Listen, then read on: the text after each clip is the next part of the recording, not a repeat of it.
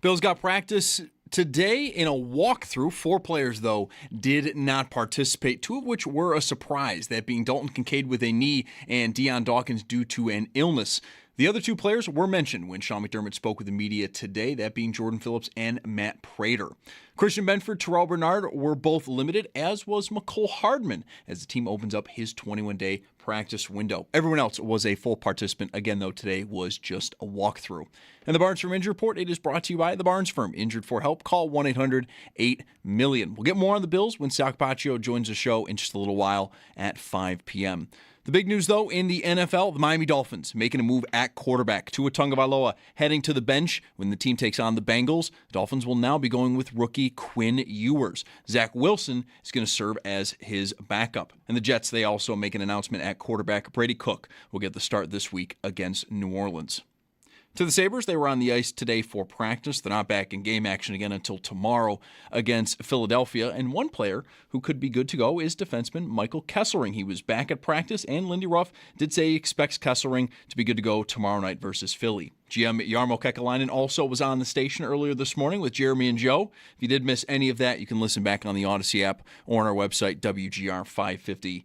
And then around the NHL tonight, just 5 games, rather light night. 7 p.m. sees the Panthers host the Kings. 7:30, it's going to be a TNT and HBO broadcast. Mammoth at Detroit. 2 games at 8, the Jets at the Blues, and the Preds hosting the Hurricanes. While at 10, also a TNT and HBO broadcast, Las Vegas hosting New Jersey. And this holiday season, we're kicking off Mission Give Where You Live to benefit Buffalo City Mission, powered by NYSEG. Now through December 19th, you can donate brand new sweatshirts, sweatpants, hats, gloves, scarves, and non-perishable food items to help keep our community warm and fed. Just stop by a Dash's Market location and drop your donation in the Mission Give Where You Live donation bin. Want to donate online? You can also give through the Buffalo City Mission Amazon wish list. Sponsored by the Barnes Firm and Dash's Market. Get all your details at WGR550.com. That's your Paddock Chevrolet Sports Update. Paddock Chevrolet celebrating 90 years of being your hometown dealership. I'm Zach Jones for WGR Sports Radio 550.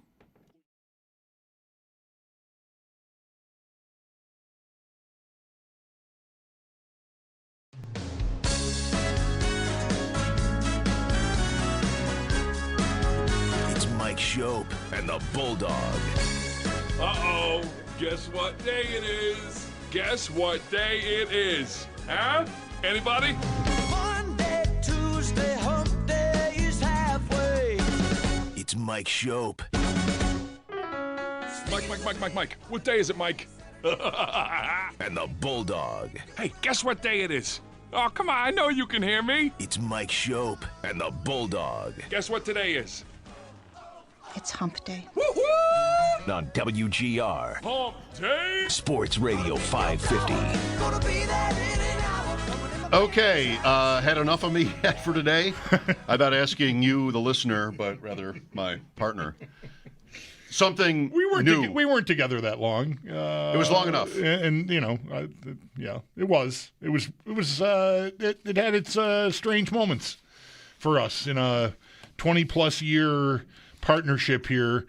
I guess we had never done a professional photo shoot. That's what that was, right? That was a professional photo shoot in a studio. Absolutely. Yeah. Fully professional. Yeah. Nothing untoward in any way. Nothing inappropriate. It was fully professional. Yep. Big space, a couple of different places to shoot. And for me, I don't think I'll ever forget the moment where the photographer asked us to face one another and then said to you, I know this can maybe be weird, but I need you to get closer to Chris. And then what?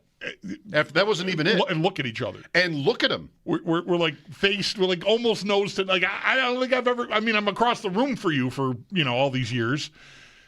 I don't think we've ridden in vehicles together. I definitely have never been that close to you. New appreciation for boxers. Because there's always that one moment in the boxing press conferences where they stand like right. That was us. That was us. Right, yeah. As close as you can get face to face.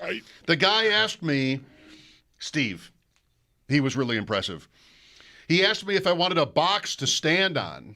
Because you're not as tall as me. So that I could see you like eye to eye.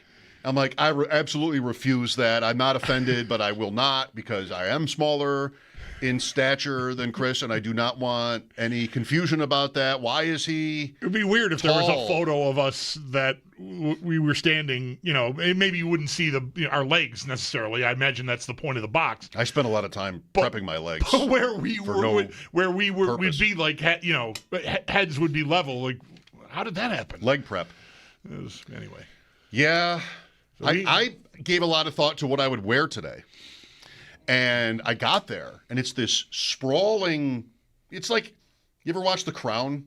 There's a character in The Crown who's a photographer, and he's got this big, upstairs. It reminded me of that. Like this huge. It's exactly what I would want a photo studio to look like. Mm-hmm. All these different lights and backdrops, and as it happens, guitars, and there's a kitchen, everything, no walls. I like the door. Everything is I like the door standing by itself in a frame. A door, just a door, like just as a prop. It's a door by itself, frame around it, propped up by 2x4s. Flames shooting out of my face. So it was like this really cool place, and then he says, "Okay, I need you to stand as close as possible together and look at each other." And that was just so weird. It reminded me of my wedding, but we were never that close. Right. Where like there's that person in between you, and you're sort of holding hands at kind of a distance, or the ring. Like it was closer than that. Yes, it was. Like we were.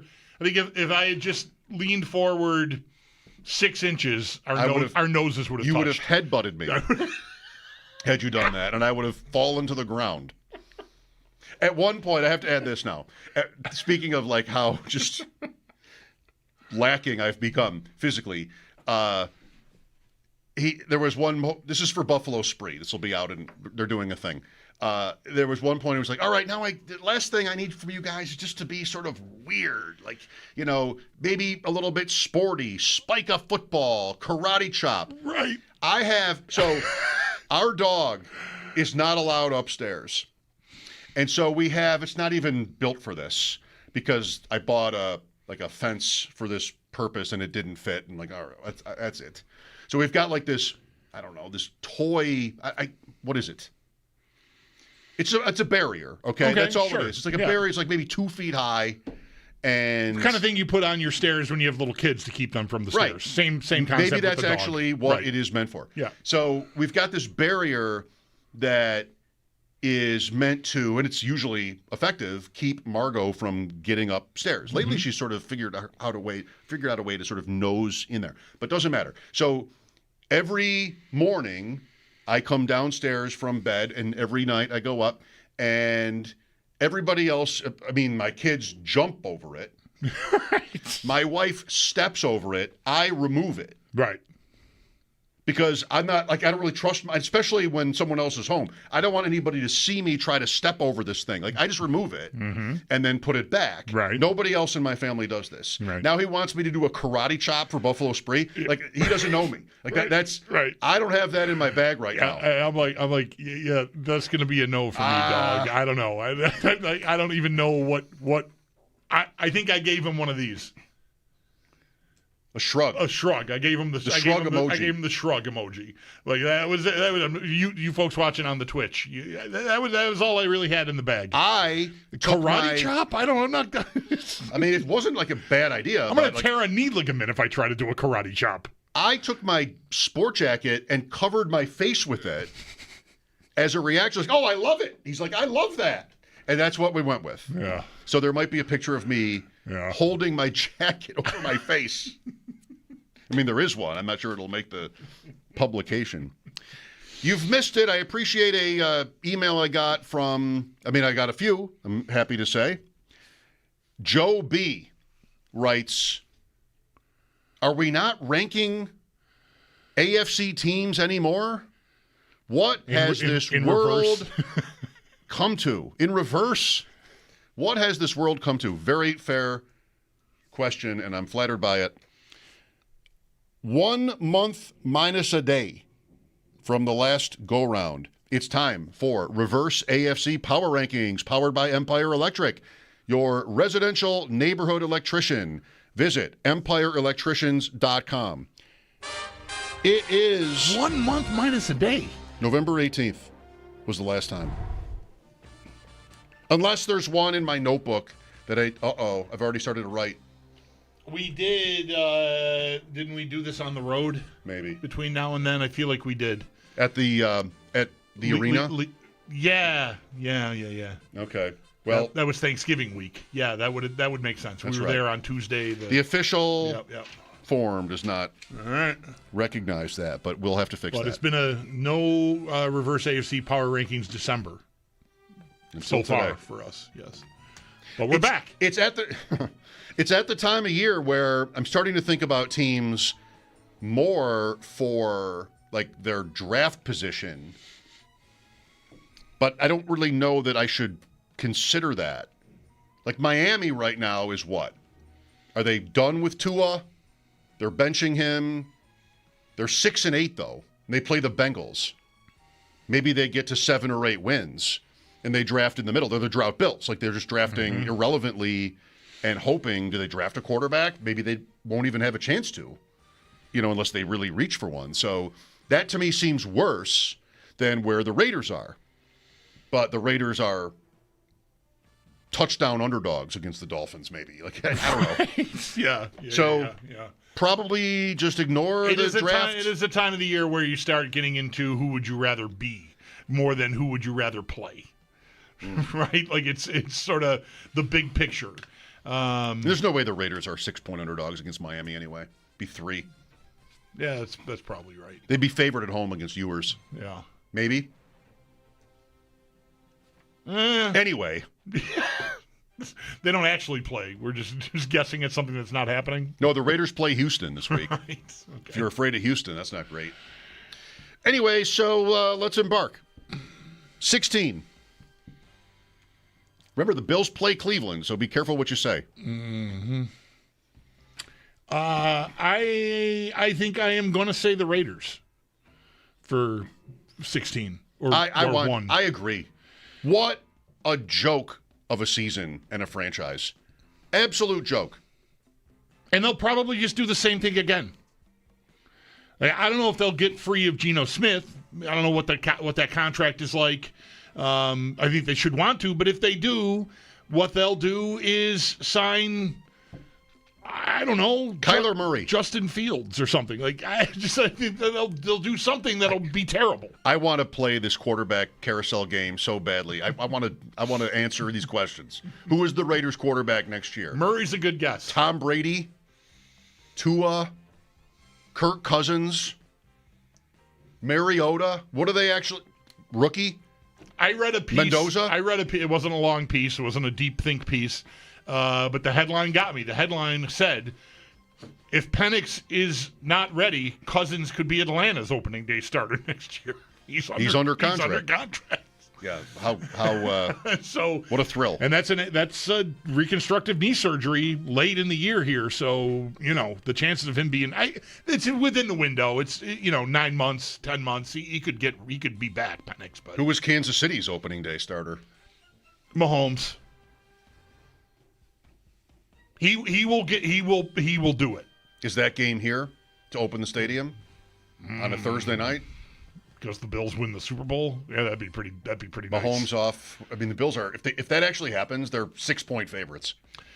We're not in the process of guessing the schedule yet. So many things I want to guess at. But I am going to guess that they wouldn't put Kansas City in that spot because it's May when they have to announce it, and that'll be too soon to have great confidence that Mahomes would be back. Agree. They wouldn't do that anyway. Right. It's okay. Too good. I say that every time though. Too good a game. They're now putting big games in that spot. Right. Well, Vegas at 16. It is decided. It is written. 15. Tennessee still nowhere. Yeah. They won in Cleveland. Great idea. That was really smart. 14. Jets. The Jets. Okay. They have their they got extra picks, I know, at the trade deadline, but they have their pick, right? They're not. Yes. Okay. It's around 5th, I think, now. Mm-hmm. Could it be that high or that low if they're 3-11? I think it is. There's the two 2-12 teams in the AFC. There's one in the NFC, and they're they're 3. They're 11. 5th. Yeah. Tankathon.com. Yeah. I recommend it. Jets have the 5th pick because of a strength of schedule tiebreaker. Cleveland's schedule has been worse. Maybe that changes, although they both play the Bills, actually, in the final 3 weeks of the season, Cleveland and the Jets. 14. I'll go Browns here.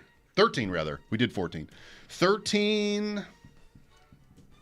Yep, sure. Shadur Sanders, Sunday. We get a first close-up look at that. I mean, not that people haven't watched him yet, but, whatever. The Bills haven't played him. Myles Garrett 1 sack away from tying the record. Ooh. Is where he's at. Does he get it? Yeah. Yeah. 12. I say they shut him out. Really? Yep. Special effort because of the record or just because? I think just because. And special effort, do they double team him sometimes? Probably. But that's normal.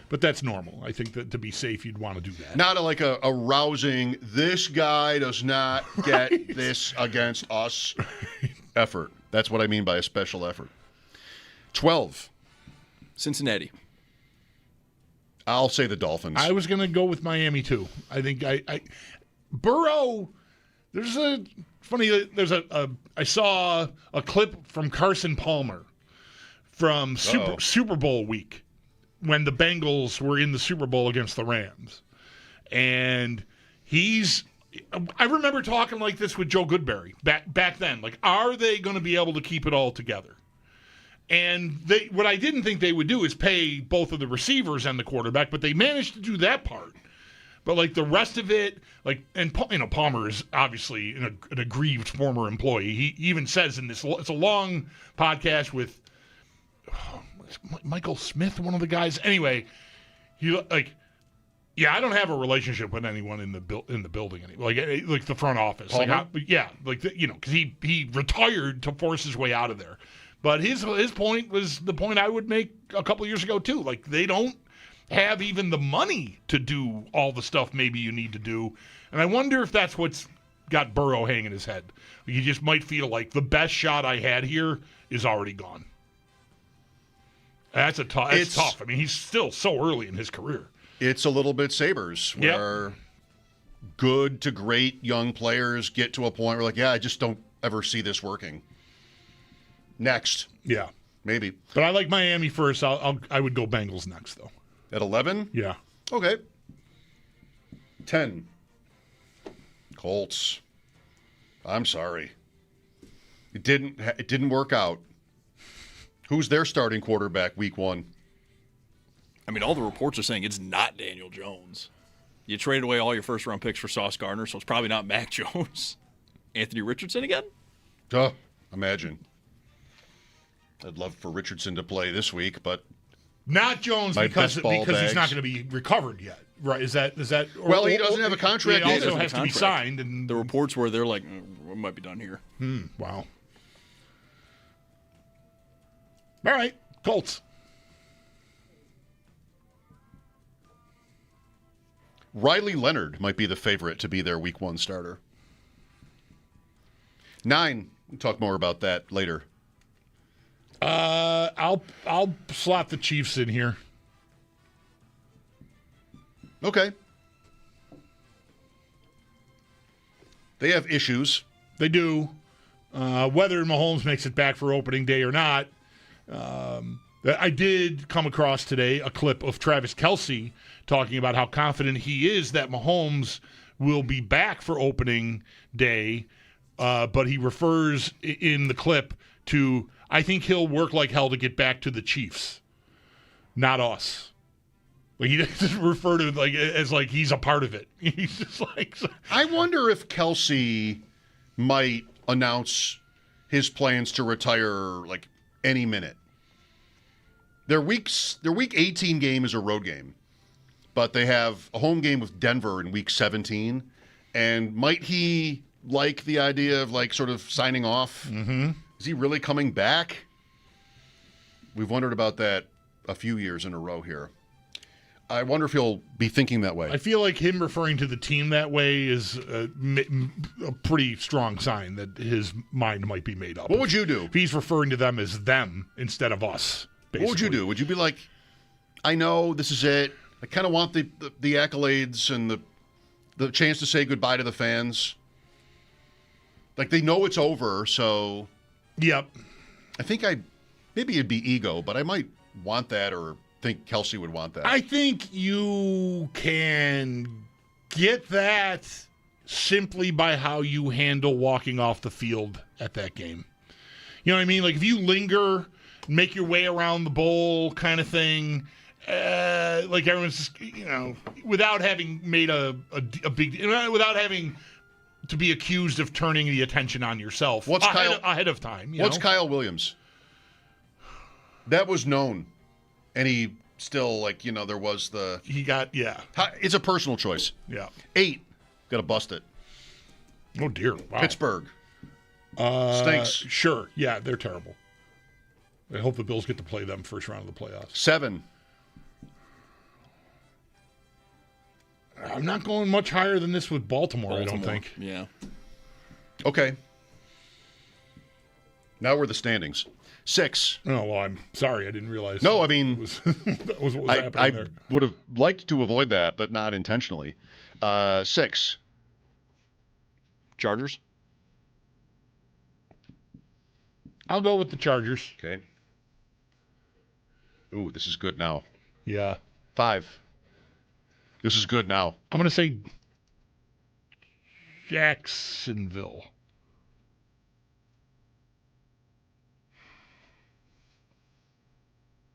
I think to me it's them and Houston, and I fear Houston a little more.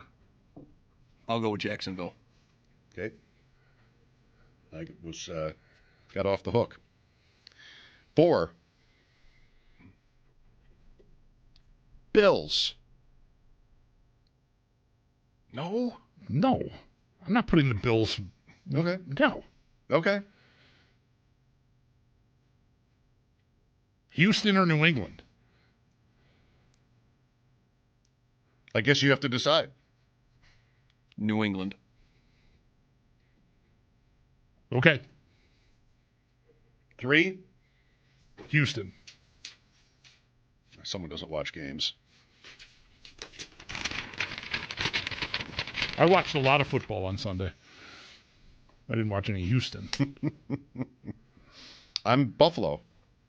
I watched a game between Houston and Buffalo. It wasn't close. I'm going with Buffalo here. 2. Look at the Houston Texans. What a joke. You got to be Houston here and then Denver.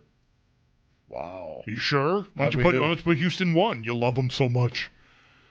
They have no claim to being below Denver on the reverse AFC power rankings. Probably. Although they played this year. That's the game Stroud got hurt in Houston, right? And Denver ended up...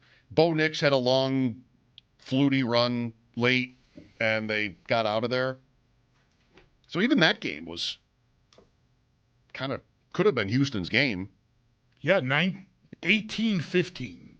Love that score. Was that score? That sounds like a Ravens-Steeler game. 18-15. Houston has had some games. Denver's had some of those games this year. They both. It's funny that they would both have that, meet and have that game. Would love some fan takes on some of these teams like Houston and Jacksonville and Denver even. Like, what are these teams? I doubt Bills fans are afraid of them, quote, afraid. But how much respect do you have for these, likely opponents potentially in the playoffs, at least one of them, maybe all 3? Reverse AFC Power Rankings on WGR, powered by Empire Electric. Your residential neighborhood electrician, visit EmpireElectricians.com. Mike Schopp and the Bulldog here. Daryl Ryder on the Browns at 4, Sal at 5. New names on the injury report, a new kicker to talk about. We'll get into it with Sal at that time. Your calls next here on WGR.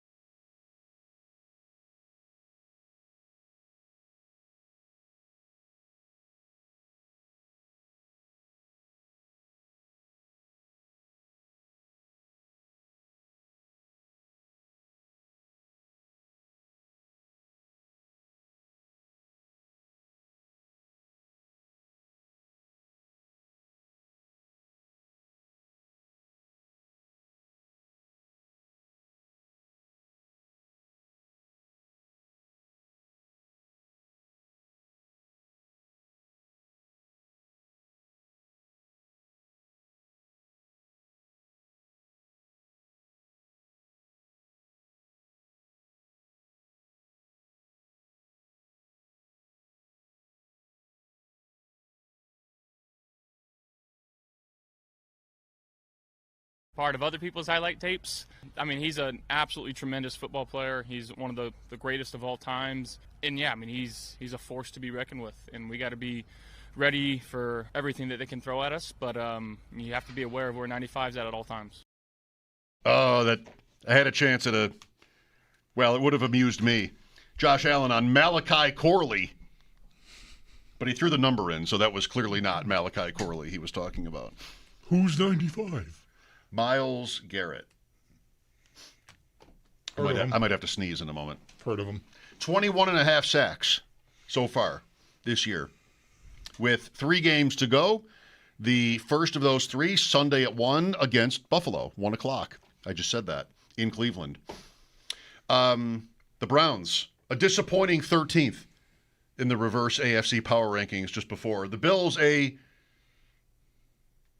disappointing 3rd? Surprising? Deserved?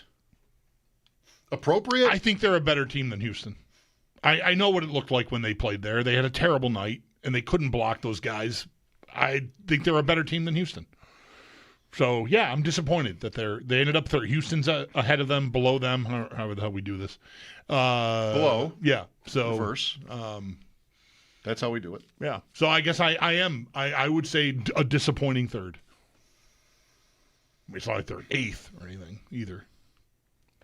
No, 8th would be insane. But we rank them as better than New England and Jacksonville. They beat New England. They lost to them once. They have not played Jacksonville. They have not played the Chargers. These are all teams right in that same, bracket in the standings, as fans know. 10-4 teams. I'm really curious about the Chargers. They've got some nice wins, obviously, lately, but I feel like it's like a lot of field goals. Yeah, I don't know. Are they gonna take down Josh Allen and the Bills if they meet in the playoffs kicking field goals? I mean, I don't know. Maybe they do have a very talented quarterback, and if they're healthy, some nice receivers. I think Quentin Johnson missed this past week. Yeah. So maybe there's a world out there where they get to the playoffs and Herbert just, throws for 300 yards or something. Like, they just go off. But I feel like that's a keep it close team. Whether people want to call us or not, this is if I'm at a bar tonight, which I don't plan to be, but things happen. If I'm at a bar tonight and, a good faith conversation sprouts up about this season and what's to come, I want to know, what do we want? Right? Like, matchups wise, what's the best case scenario apart from New England collapses and just sort of leaves the door open for the Bills to get to the 2 or even the 1? Like, that's better. When Kansas, we got questions the last couple of weeks before Kansas City was eliminated. Would you guys rather have the Bills be the 1 or the 2 and have to play Kansas City, or be the 5 or the 6 and not have the Chiefs in? Well, that's done. Right. So what do we want from this? I saw a tweet today from somebody who brought up to me, I should source it because it was well thought out. I don't want to see Jacksonville, this account said to me. Mm-hmm. Yeah. Who dad 117. I hear from this person quite a lot. I think if the Bills play at the Jags, they're in trouble. Point differential, receiver, depth and talent, ETN. I mean, the Bills have lost games to Jacksonville. I have. In the playoffs twice. If you want to go back you want to go all the way back to Mark Brunell. But more recently, they've lost regular season games to them. That's right. Oh, their most recent game, they killed them. What would the spread be? That's right. Last year, I was there. What would the spread be, Buffalo at Jacksonville in the first round? The Bills are favored by a field goal? Yeah, I was going to say 2.5. 3.5 tops, maybe. What are the spreads in these games right now? Houston at New England is 2-7 or 7-2. Buffalo, Jacksonville, Chargers, Steelers. Are the Chargers favored in Pittsburgh? These are all like almost coin flips. Yeah, that's a close one. Houston, New England? I think Are you going over 3 points in any of these spreads? No, they're all going to be really close. I think New England would be favored. Neither of these teams. I mean, Houston's won a playoff game the last couple of years, so I mean they've got a little more experience in that department. But it's not like, to me, that they're battle tested or something. So I think the home team, New England, the better record. I think New England would get the benefit of the doubt there. So is it the 5 we want? I think the 5 is the spot you want. But then not Baltimore? Correct. What if it's Baltimore right now? Is it the 5 we want? Isn't it really close? It is really close. I want to say I would rather go to Jacksonville than go to Baltimore.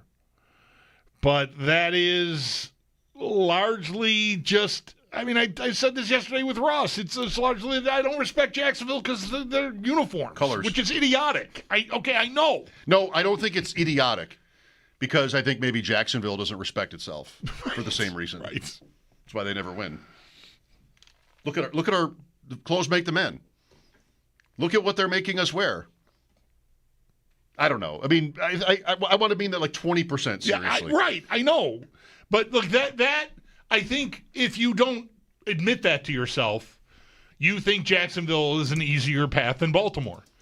Oh, boy, I don't know right now. And it has nothing to do with how the teams have looked this year.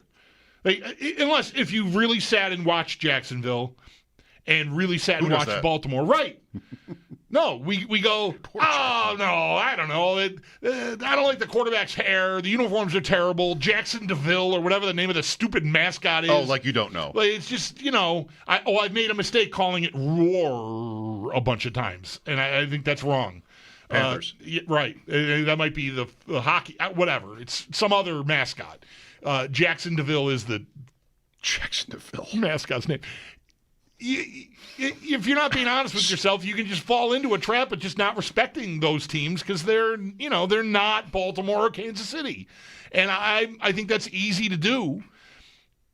But really, though, what I know is that Lamar Jackson, to me, is a way scarier proposition if he's right. And I think there were some signs that he was running more effectively last week. He might be ramping up.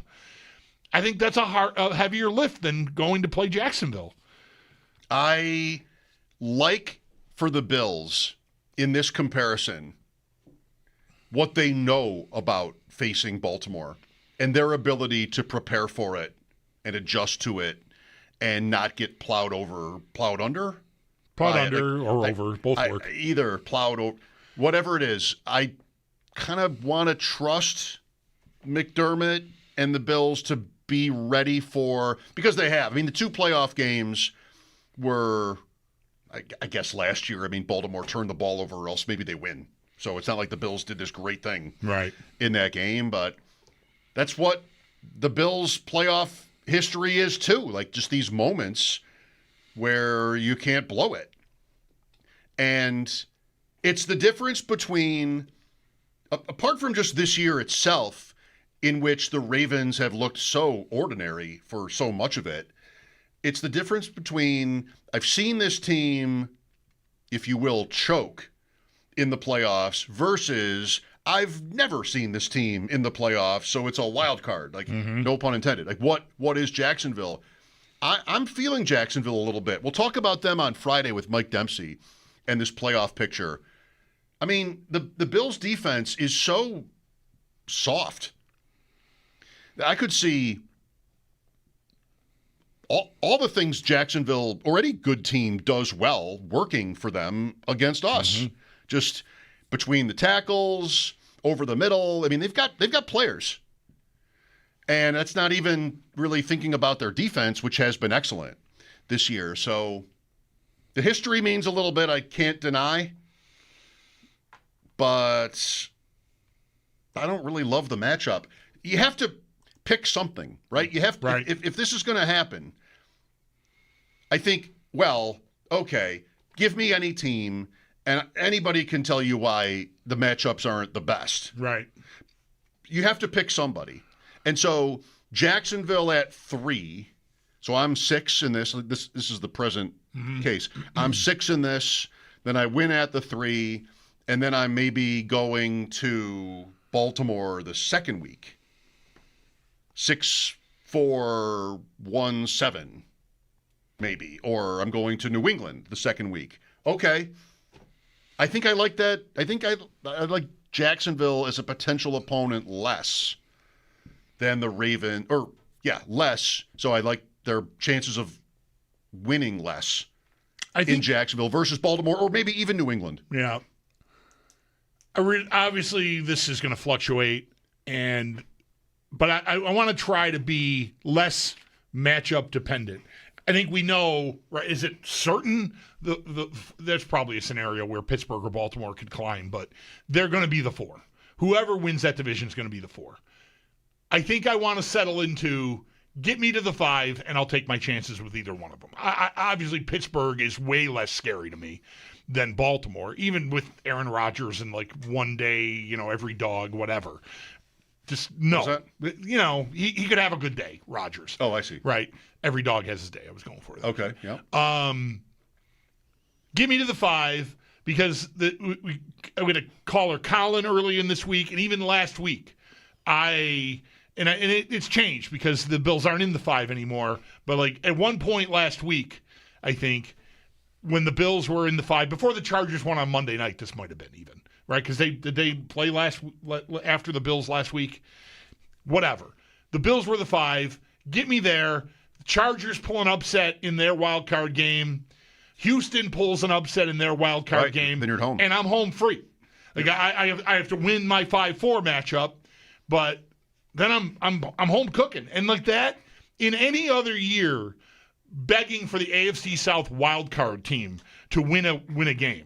Or even the division champion of the AFC South. Right, there rarely is an AFC South. Right, it's like come on, it's a walkover almost. But I think this year it's more credible to consider the possibility of the whole thing being turned upside down, and therefore the 5 is the catbird seat. I got to win a game on the road, and then I might have 2 more at home if that falls that way. They might be asking a lot, but again, it's more plausible this year than it's been in many, many years. Let me just try to encapsulate this one particular scenario you're pretty much laying out. Buffalo, Baltimore is 5-4, and they put it on Sunday night, which they've done. I mean, both Ravens-Bills playoff games were NBC games. No, the first one was. I know Nance and Romo have called the last 8, so that must have been CBS, but like late Sunday. Yeah, it was Primo, late Sunday. And Saturday, to start the playoff schedule, super wild card weekend, it's Chargers, Jaguars. I mean, that was last year. Right. Or Chargers, Texans was last year. But still, like, they've played the playoffs too. LA wins. Early 4:30 on Saturday. Mm-hmm. LA's the 6. They win. Then 1 o'clock Sunday is Houston, New England. That sounds like a 1 o'clock Sunday it does. deal. Houston wins. How about that Sunday night? Both of those teams, especially the Ravens, maybe, although the Bills in their own way, who might think like the entire season has been a irrelevant. Like now, it all comes for to all this the drama now. and all Right. the everything, injuries and stress. Now, the winner of this game is at home to the Chargers in the second round. Okay. I think you've convinced me. Yeah. Well, I said it too. I'd rather play Baltimore than Jacksonville, I think. And this is doing that. Yeah, I'm saying I want to get over differentiating Baltimore and Pittsburgh as heavily as I am. So get me to the 5, and I'll take my chances with either one because of this. Especially if it's Pittsburgh. The winner of that game is hosting L.A. in the second round. It's like, not that the Bills are going to do this. The Bills are not going to, I don't think anyway, try to manipulate their opponent. And they might not even have the opportunity to, because all the games are at the same time in Week 18 anyway, or whatever they'll do, right, to avoid the specter of that. So they're going to just try to get the best spot they can. And so help me God, if they were to end up 6 and it falls this way, I would be just so crestfallen. Like, not only did I get the 1 seed this year with all the other kingpins dropping off, I didn't do that because I had to lose to Miami for some reason and Atlanta. Okay. Wow. I got the 5, and look at how it fell. I'm in a great spot. The 6 is not that. It's not. It's just not that. You know, there's one more. There's one more thing to say here, and it's just sort of like, just to say it, teams should be able to pick their opponents. If I am the 3 and you're the 4, I should get to decide whether I want to play the Bills or the Chargers. Right. That's really how it should be. Instead of just like sort of this random stuff where it falls in such a way like it does every year in hockey, where like, oh wow, that's unlucky. Remember the playoffs in hockey when that used to be a thing? Like just the matchups didn't break right. But that's another whole topic. Oh my gosh, the last time the Sabres were charging toward a spot, I remember arguing for days about Boston or Philly or like whatever it was. Oh. Like, what spot do I want to end up in here? Who am I going to draw? And, yeah, that's a completely foreign concept. Is that the last time they made it? I wore a Flyers jersey to the arena. Yeah, 11. Yeah, I'm thinking that's when that was. They lost to Philadelphia anyway, but Right. I thought that was the team to play. Right. And their goaltending, did they even have goalies in that series because everything went in? They did. They played 3 of them, if They I had remember 3 correctly. goalies, and Yeah. they still, that's cruel. Daryl Ryder on the Browns, Buffalo's Week 16 opponent, coming up at 4. Mike Schopp and the Bulldog here, WGR.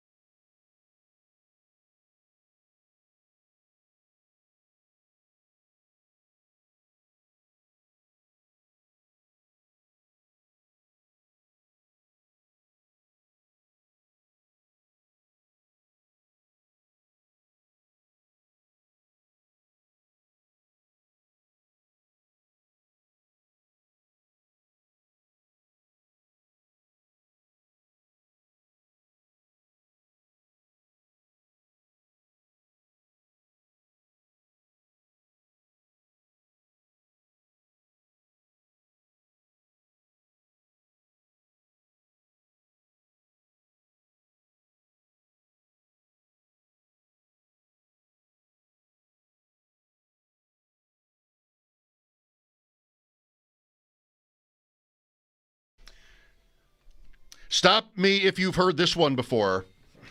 Not practicing today because of an illness, Lamar Jackson.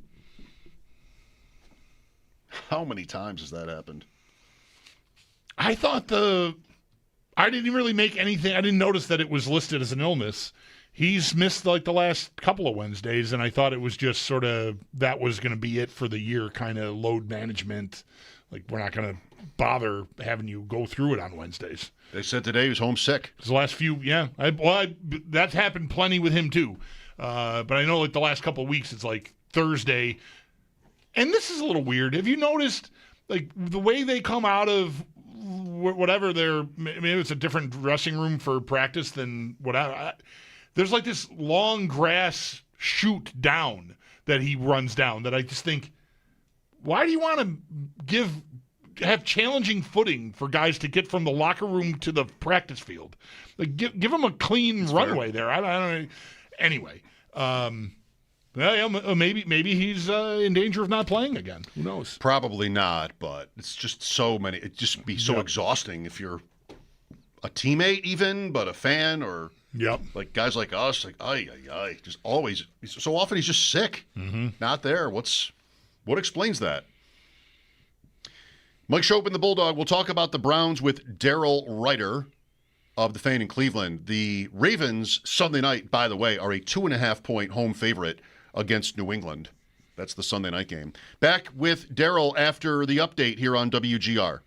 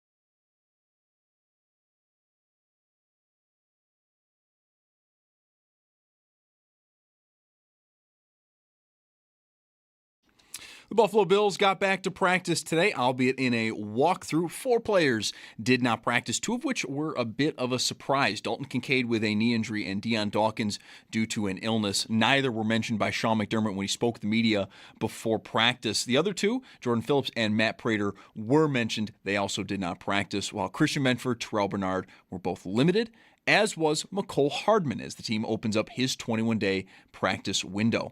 And the Barnes Firm Injury Report, it is brought to you by the Barnes Firm. Injured for help? Call 1-800-8-MILLION. We'll get more on the Bills as they got back to work today when Sal Capaccio joins the show in just about an hour at 5.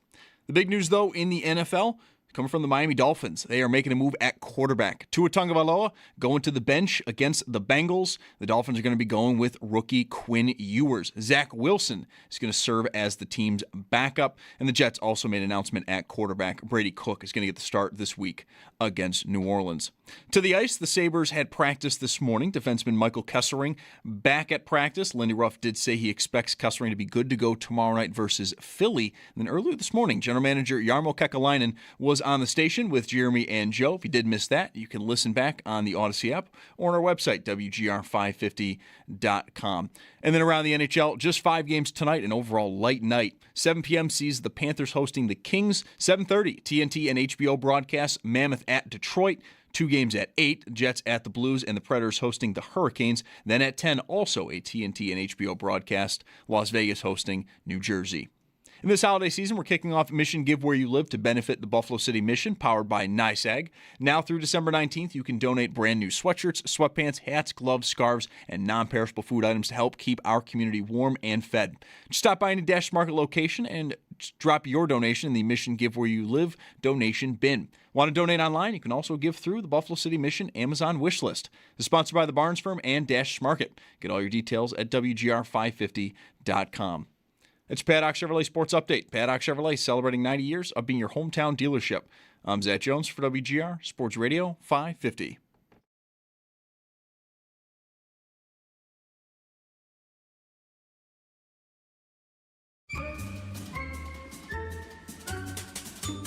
It's Mike Schopp and the Bulldog. Raisin Bran.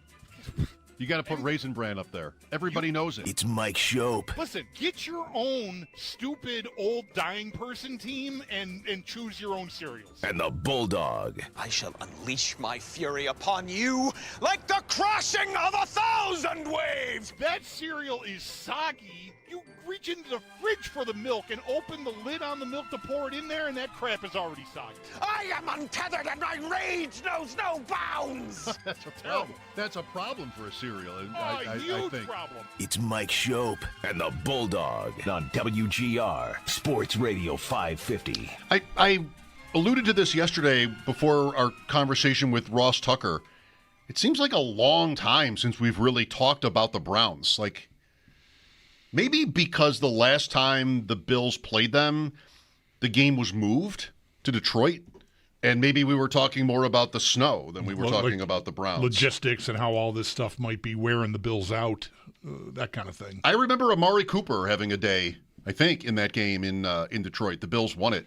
The Bills have not seen the Browns in Buffalo since before Sean McDermott walked in the door. 2016 is the last time. This meeting on Sunday is, in Cleveland again, so it might be a few more years. Well, it will be at least a couple before the Browns return.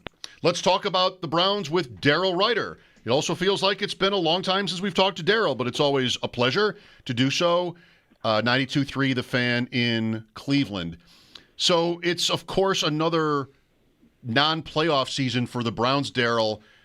Tell us if you get the sense that there is hope there, either because of Shadur Sanders or other reasons. Maybe there's a coaching change coming. I don't know. Does it feel in any way different than some of these other recent seasons that have ended, prematurely? No. Hope. No. That's cute.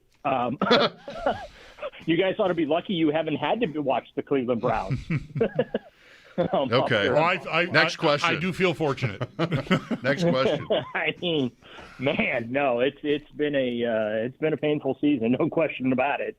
With a very expensive, old, not very good football team. Injuries have taken over. They still don't have a quarterback. At least they got potentially 2 Hall of Famers playing defense right now, but that's kind of really all about it. There's not a lot of hope, even if they fire everybody again and make sweeping organizational changes until they find their version of Josh Allen. They're pretty much dead where they stand. At this point, Daryl, how likely is it that they do that? Clean house again, GM and coach. Let's see. Shedeur Sanders is quarterback number 42 since 1999. Quarterback number 13 for Kevin Stefanski since 2020. I'm going to say the odds are not in their favor. Yeah. Is it, and it's warranted, you're going to laugh again, like in your opinion, this should happen? What, the firing? Yeah. Yeah, I mean, it's to me, if you can't fire one and not the other. That's kind of where I'm at. I don't feel like Kevin Stefanski should be the fall guy, and don't get me wrong, the coaching this year has not been good. This is not a well-organized, well-disciplined football team. They can barely line up properly. And obviously the quarterback situation, is a problem. But if you're going to hold Kevin Stefanski accountable for the wins and losses on the field, and right now you're talking 6 wins and 25 losses since the start of last season, I think you got to blame the guy that put the football team together as well, and you got to send him packing. So that's just kind of where I come out. Now, does it solve any problems? Yeah, I don't know. Been there, done that with a load of coaching changes. They rarely do. I would say John Dorsey's the most qualified and successful general manager that they have had. I'll give Phil Savage his flowers too, because I thought Phil did a nice job when he was here. But yeah, it's not good. The Browns are in a bad salary cap spot. They don't have a starting franchise quarterback, and it's kind of a recycling story here. Yeah. And that's unfortunate. In their defense, both Barry and Stefanski, what was Watson their idea, or was that ownership? Not that it has to matter to the owner, but I feel like that has been the black cloud, handcuff, whatever you want to phrase it, that's been kind of hanging over this team the whole time here. And I wonder how much of that the GM and the coach should actually carry. Well, Andrew Berry wanted Deshaun Watson, and then ownership gave him the green light to do whatever it took to get it done. So, well, that answers that then. Yeah. Yeah, and so it's a shared responsibility there, but it is a contract that is hamstringing them significantly. He will not come off the Browns books until 2028.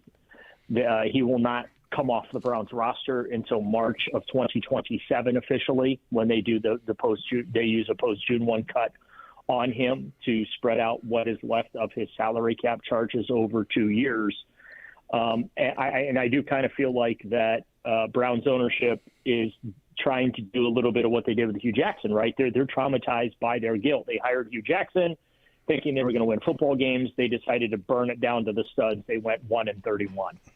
And so they tried to give him a chance, and it still went sideways. So I kind of feel like that's where they are with Andrew Berry and Kevin Stefanski. Like, hey, we contributed to saddling the franchise with Deshaun Watson. We contributed to the 13-man quarterback carousel in 6 seasons here. So I don't know, is it fair for us to show you the door?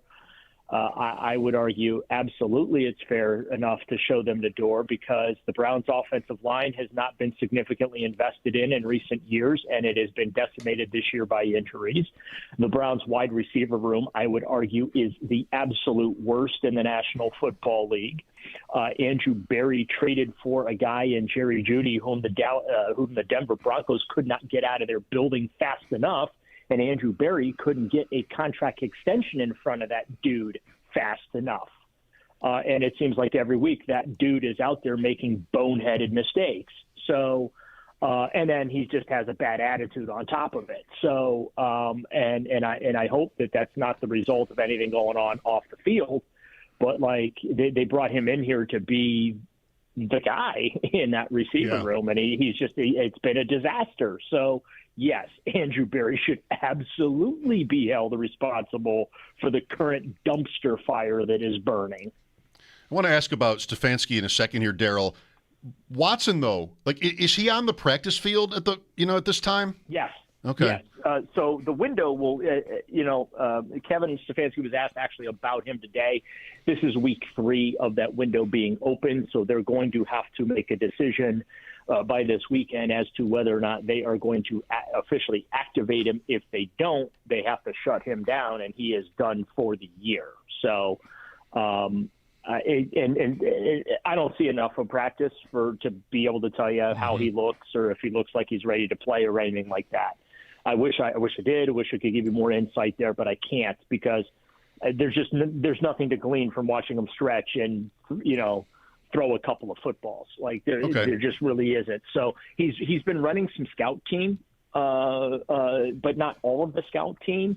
But yeah, we'll find out this week if there's any chance he's actually going to see the field this year if they activate him and make him the number 3 quarterback on the roster. This kind of thing always seems to baffle me, like whether any team would have any sort of obligation to decide on that a particular way. I doubt they probably don't. Like they can probably do whatever they want if they don't. Well, Go ahead. He was putting pressure. Yeah, he was putting pressure on them in some, and like he was putting all these social media posts out, all these videos of him throwing and going. He worked in the indoor, for the bulk of the season, and he was going through his rehab process, and so he kept putting all these videos out of him doing these drills, which he did look good. Like the footwork looked good, but again, you just do it. Okay, it looks good on Instagram, but does it really look good on a football field, right? And so I think that by activating the window, it's like, hey, okay, we're going to give you 3 weeks to show us what you have and where you are physically on the practice field, and then we're going to make a determination as to whether or not we are comfortable activating you and putting you in a position where you have to go into a game. And so at least the Browns' conscience can kind of be clear in the sense of, hey, they've done that, right? They let them practice, and now it just becomes their decision, and they can honestly say, hey, Deshaun, we don't feel comfortable putting you out there for your own safety. Let's, look ahead to 2026 and figure something out there, but let's, take the last couple of weeks off here and continue to do, what you're doing as far as your rehab and your preparation and all those type of things on the side, but we're just not going to put you in harm's way. Yeah. Have you got your hands around the financials here? Because the impression I'm under, and please stop me as soon as I say a wrong thing here, is that there's insurance if he doesn't play at all this year that will help them on the salary cap next year. So shouldn't they be motivated to keep him from playing just for that alone?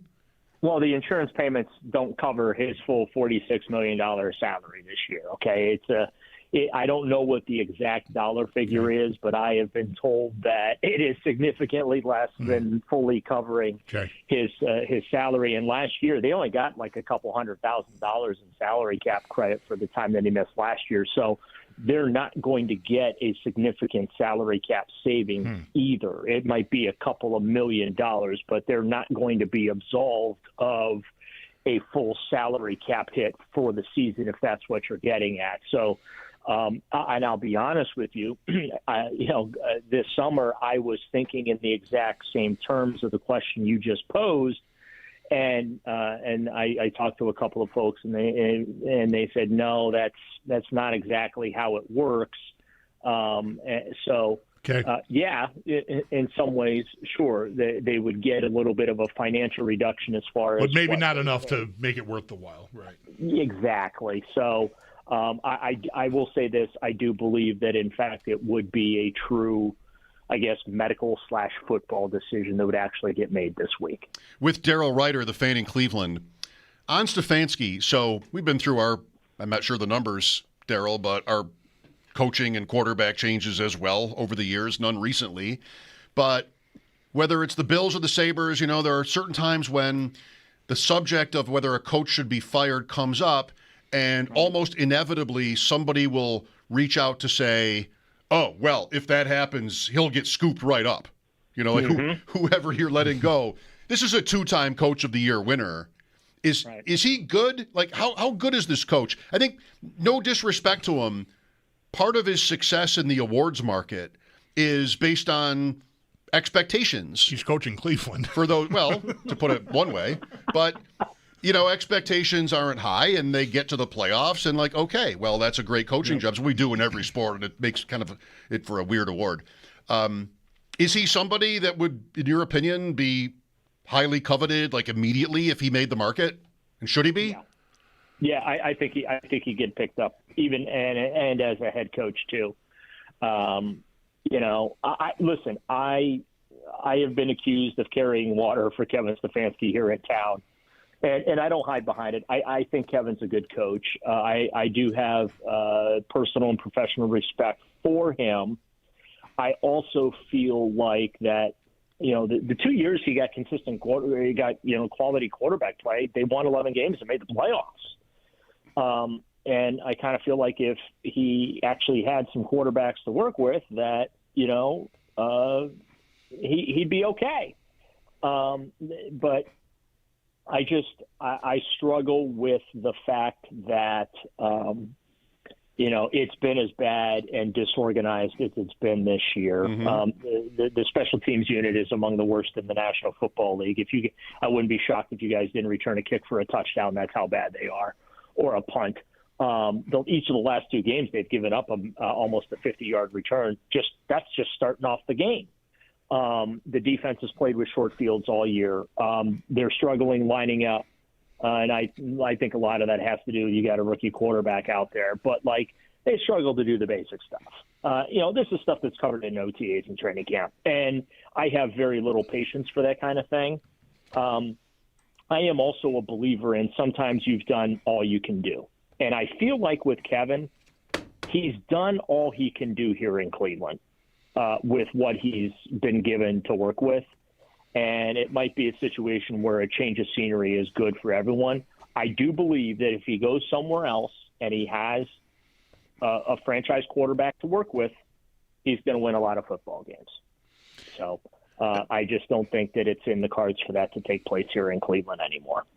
Just in a general question sense, if I might, that's a lot of guys. You know, we go back and forth, well, round and round is better on Sean McDermott, who, of course, quintessentially has his franchise quarterback, but, you know, what is he doing, whether it's the offense or just the team overall, to augment it?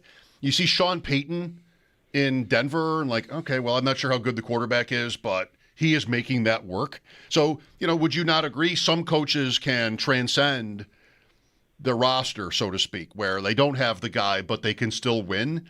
And a lot of guys might not have the chops, but they have the player, and they can get through it. I'm not exactly saying that about McDermott, but we've definitely had those conversations. Yeah, unfortunately here in Cleveland, there's just a lot you have to transcend. It's like climbing Mount Everest to be successful here for a lot of reasons. And obviously the quarterback thing's at the forefront of that. But the fact that he was able to take the Browns to the playoffs 2 of his 6 years here, granted the other 4 years were all losing seasons, and 2 of them of the mega double-digit loss variety. They're on the way to losing another 14 games this year because I don't think they're going to win another game. You know, there's just a lot here, and unfortunately, a lot of that doesn't really have much to do with football. But you know, ownership spends a lot of money, but ownership also has their fingerprints over everything too, and I think that complicates the situation. How has the Shedeur Sanders experience been from your view, and like how, I don't know, are people arguing like that he deserves a shot next year? Like where does that stand? Oh yeah, there's daily fights on our station over Shedeur Sanders with fans. You know, he's a very polarizing player, obviously. My take on him, I think that the national perception of him is a joke, quite frankly. These people obviously have never spent any time with him. They've never met him. They, you know, they believe what they hear in the game of telephone, right? Oh, a friend of a friend told me this about him. And so that means he's immature and this, and I disagree with that. I think he's a good kid. I think he's got a good head on his shoulders. You know, if you want to criticize him because he's very confident in his ability, well, that's kind of on you. Like, what is he supposed to get in front of cameras? Am I going to say, yeah, I was a 5th-round pick. I'm supposed to stink. Don't know what to tell you guys. Doing the best I can. What do you expect from the kid? Of course he's going to get out there and say, hey, I expect to do A, B, C, D, E, F, and G, right? I think that, the game against the Bears was an absolute stinker. But you know what? He was one of 5 players in that game that I felt like actually showed up to play. So I do like him. I think that they should give him a look next year because I'm not convinced there's a franchise savior in this upcoming draft. And guess what? If he isn't the guy, if they give him the opportunity next year and he's not the guy, well, then you know what happens. The Browns are going to be in position to go get a quarterback high in the 2027 draft because they're going to lose 14, 15 games again, right? So that's just where I am at when it comes to the Shedeur Sanders discourse, which, again, I feel is disingenuous at best amongst a lot of the big personalities in the game. I think the kid wants to be great. He's got the shadow of his dad looming over him. Yes, his dad, helped him out significantly and in his football career and through high school and college and all that. But he's shown me something. Let's put it this way. He's making throws that I'm not used to seeing Browns quarterbacks make. Mm-hmm. So he's shown me enough to where I at least want to take a look at him so that I know he either can or can't do it. If he starts 17 games next year, that's a 24-game sample size. And to me, that's a fair barometer rather than I think it's 7 starts, I should say, that he's going to end up this year. You can't judge anybody off of 7 starts. We're 20 minutes in here, and we've not mentioned the name of the Browns' best player, who is likely to set the all-time NFL single-season sack record. Is there buyer's remorse or I don't know, whatever, signer's remorse? Do you think Myles Garrett regrets committing, or where's that all stand? Well, I think it's part of it was not sure that there were a lot of teams out there willing to give him that contract at his age. He's 29, going to be 30 here at the end of the month. But he at least set the financial bar for every other elite pass rusher in the game. Thank you, Micah Parsons. But Jim Schwartz, the defensive coordinator, challenged him in the offseason and said it to us. He pulled out the old Spider-Man line, with great power comes great responsibility. Well, with a great contract comes the responsibility that you come out and have a career year. Well, I think it's fair to say that Myles Garrett has had a career year. If he's able to take Josh Allen down just once on Sunday, he will make history as the all-time single-season sack king, at least in this modern era when they've been tracking sack stats since the early 1980s. But you're right. Him and Shedeur Sanders are the 2 reasons to watch Cleveland Browns football. If those 2 players were not on this team, I would tell someone to go do something else with their Sunday afternoons. We will be doing that Sunday, watching the Browns against the Bills. Just, it's the same. It's Sabres thoughts come to my mind, Daryl. Like, you make the trade, the Travis Hunter trade, and with Jacksonville, like, oh, well, Jacksonville, this is even better because now they're picking 28th. Based in the draft order now. Like even that's the Bulldog, that's the Vanek trade, where, it's the Islanders. You're going to get 2 lottery picks, and actually not. So sometimes you just sort of need a break. Daryl, we have to take a break, so we'll sign off here. Thanks as always for your time.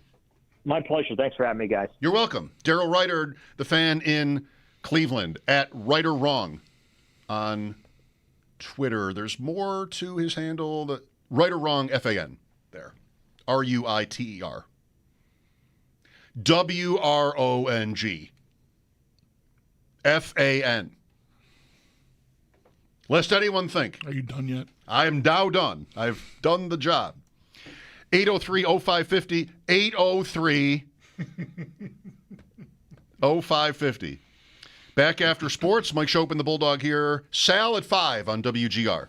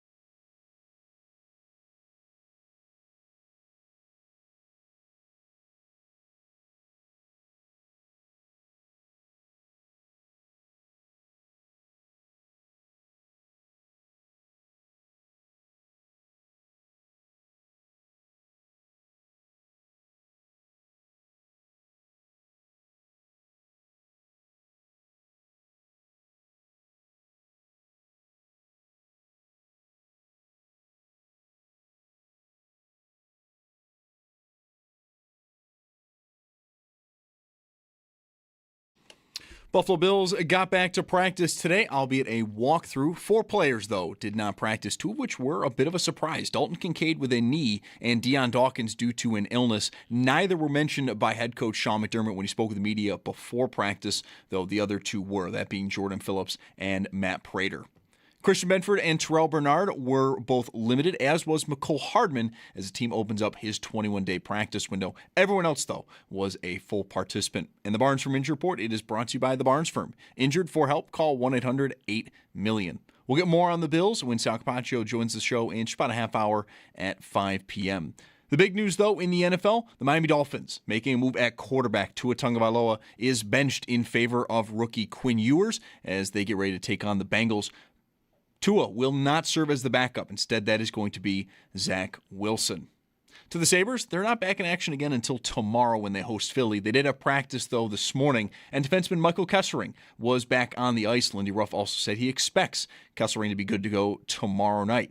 GM Jarmo Kekalainen was also on the station earlier this morning. He joined Jeremy and Joe. If you did miss that, you can listen back on the Odyssey app or on our website, WGR550.com. That's Paddock Chevrolet Sports Headlines. Paddock Chevrolet celebrating 90 years of being your hometown dealership. I'm Zach Jones for WGR Sports Radio 550.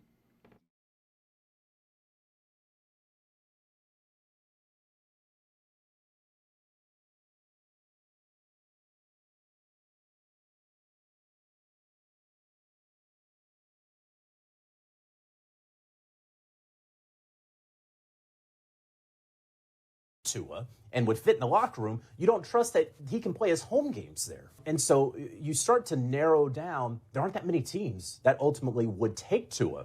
And so then you realize, my goodness, is Tua actually going to remain with the Miami Dolphins? I would say that financially for the Dolphins, it essentially is probably the best option available if no one wants to take on Tua. And right now, as it stands, I don't know who would. Jonathan Jones. I thought the Watson stuff was interesting with Darryl Ryder. What's the best case scenario for the Browns? Like, what should the Browns want to get out of what's left of the season? Not die. Like, obviously, there's sort of a dire, ominous kind of thinking here. But yeah, if Watson is upright and like, because the simple thinking would be, yeah, we don't want you around, so we're just going to put you back on IR and see you later. Mm-hmm. But they're tied to him for next year, the way Darryl put it. They are, yeah. So, all else equal, shouldn't they want to see him? Or is this still... They can... Even if they did, they can avoid whatever that would be by the existence of Sanders. Because they should also want to give him experience. Right. So that's probably what you do. Yeah. Otherwise... Yeah, I wondered, and we talked about this a couple of weeks ago, and I'm glad Darryl, shed light on what he's learned about it, because, you might have heard it come across in the way I phrased the question to him. I thought there was tens of millions of dollars of motivation to not play him this year.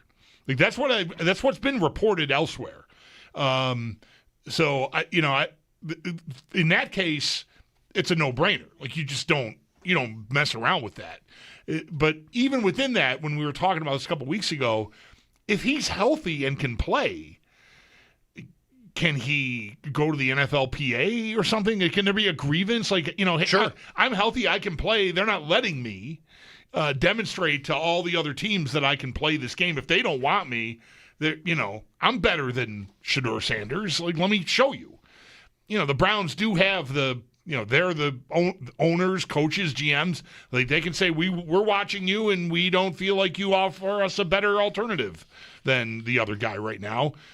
And that can be disingenuous, but I don't know how you prove otherwise. That's where the grievance idea comes in, and I don't know if it ever gets there. There's only 3 weeks left. Maybe Watson would like to even avoid the spectacle of something like that at this point in his career.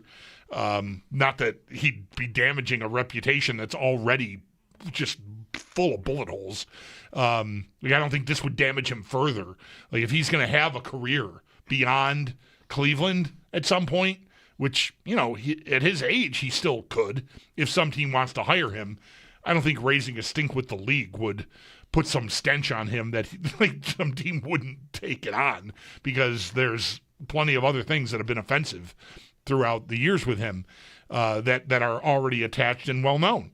So yeah, I don't know. It's wild that he's practicing, because I think I told you this for a couple of months. It almost felt like it was a bit. Every week I would see some reporters asking Stefanski about Watson. Like, what are we doing here? But they must have known. I mean, they're following Instagram and seeing that he's throwing and is maybe trying to purport that he's healthy and could play. So there, you should ask the team, like, what are you doing with this guy? My sense is I would guess he never plays there again. Well, that's how it read when he got hurt the last time. Right. Then he had a setback with an Achilles injury, whatever that means. So everybody seemed to kind of agree that he was not going to play for them anymore, but he has been practicing this year. And again, like they should just, I don't know, there's a lot to this, but should probably see some benefit to looking at him, right? And maybe they feel that they can do that in practice, A, or that B, Sanders' existence as a rookie supersedes. But I don't know, just I guess it doesn't have to be all done, closed, shut, everything over there. Just turned 30, Watson. It's a bad injury. He's had a bunch, like his shoulder injury made it look like he couldn't really throw. He couldn't play on the same. It wasn't just sort of the scandal and all the time off or whatever else was attached to him. It looked like he was physically incapable of it. In parts of 3 seasons with the Browns, his total passing yards are far below each of his last 3 seasons with Houston. I mean, he's thrown for 3,300 yards for Cleveland over 3 seasons. This last season with the Texans, it was 4,800. He led the league. But whatever that's worth, I don't know. Yeah, but it's a long time ago now. But it is a long time ago. That's the year after the Texans went to the playoffs and beat the Bills, which was in 19. Here is Steve with us. Hi, Steve. Hey, thank you for taking my call. I know you guys were talking about the Browns for the the last few minutes, but I actually have a Sabres GM point, if that's all right. Totally fine. Yep. So I don't know if this has been discussed at all on the station. Forgive me if it has, but I do think it is curious that the Sabres immediately pivot to, an also-ran in Cleveland or Columbus, if you will, or at least a guy who was credible but failed and lost his job. Immediately, no hiring search, no attempt at accepting interviews for what I would presume still should be a valuable, wanted, desirable job in pro hockey. There's only one of 32 of them, as sports people say sometimes, right? But instead, the Sabres immediately pivot to like a B-, maybe a B level option. And the best they're probably going to do is a B-, B, C+ kind of option anyway. So I think, and I know they'll never admit this, I'm sure no one would ever admit this over there, but I do absolutely think the lack of available public rejection for the job, baked into the cake into this decision in some way. Because if the Sabres do it, quote, right, and have an interview process, and then it comes out, months go by, and it drags on that this credible candidate was approached about an interview, but he declined, and then this other credible candidate that would be buzzy and interesting was approached about an interview and declined because he's not going to have creative control or whatever reason, I think the Sabres want to avoid that because it'll just evolve into more toxic sludge that the fans on Twitter and the fans call you and get all mad at each other, and we're all just angry all the time. I'm not saying it's the deciding factor, but I absolutely think it's a factor in why they just pivoted immediately without any interview process. And I think a serious organization that is really credible and wants to rebuild its image should have not cared about any of that and still tried to do it, quote, in my opinion, more right, and at least accept interviews, man. I'm not saying Kekalainen will fail. I have no idea. It probably won't work out because I'm just going to assume it won't because the Sabres haven't been good since George W. Bush was president.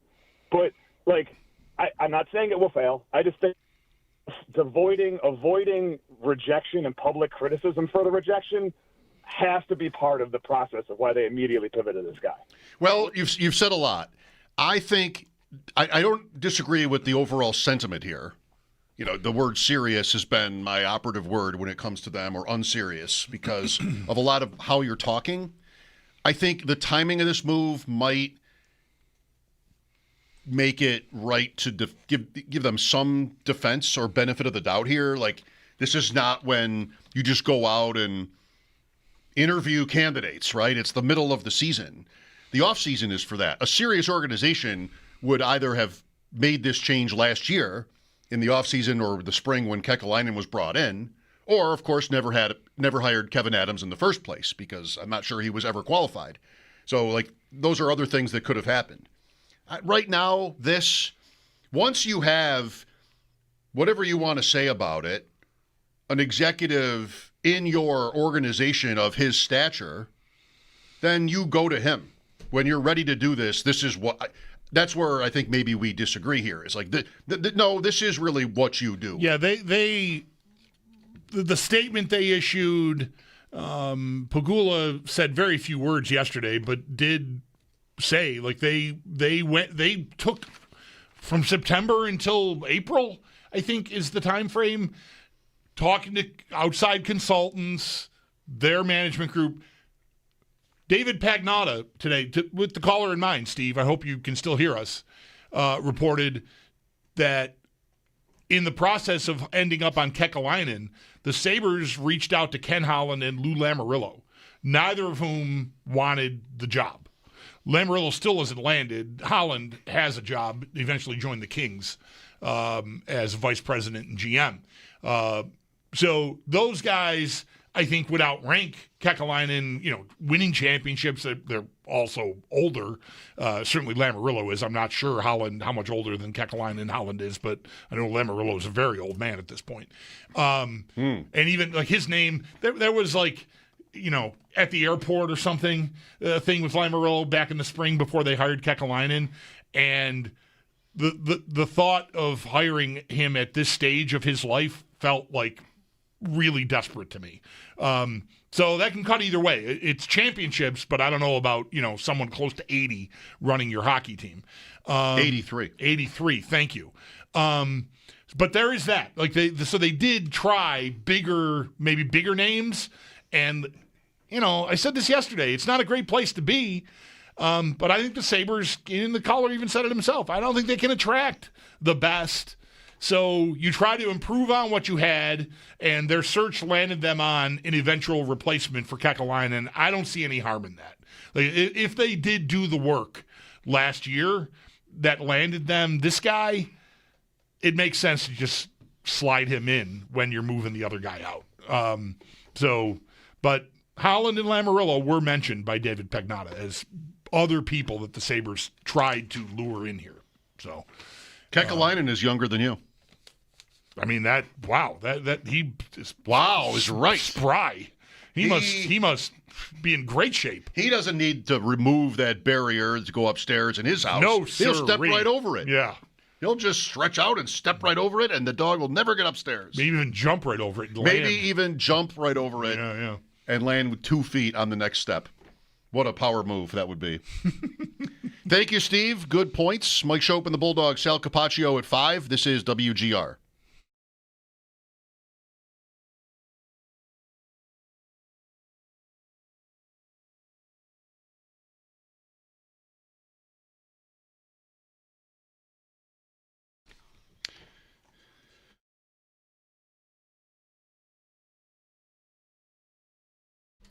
Mike Schopp here for the Woodhouse Day.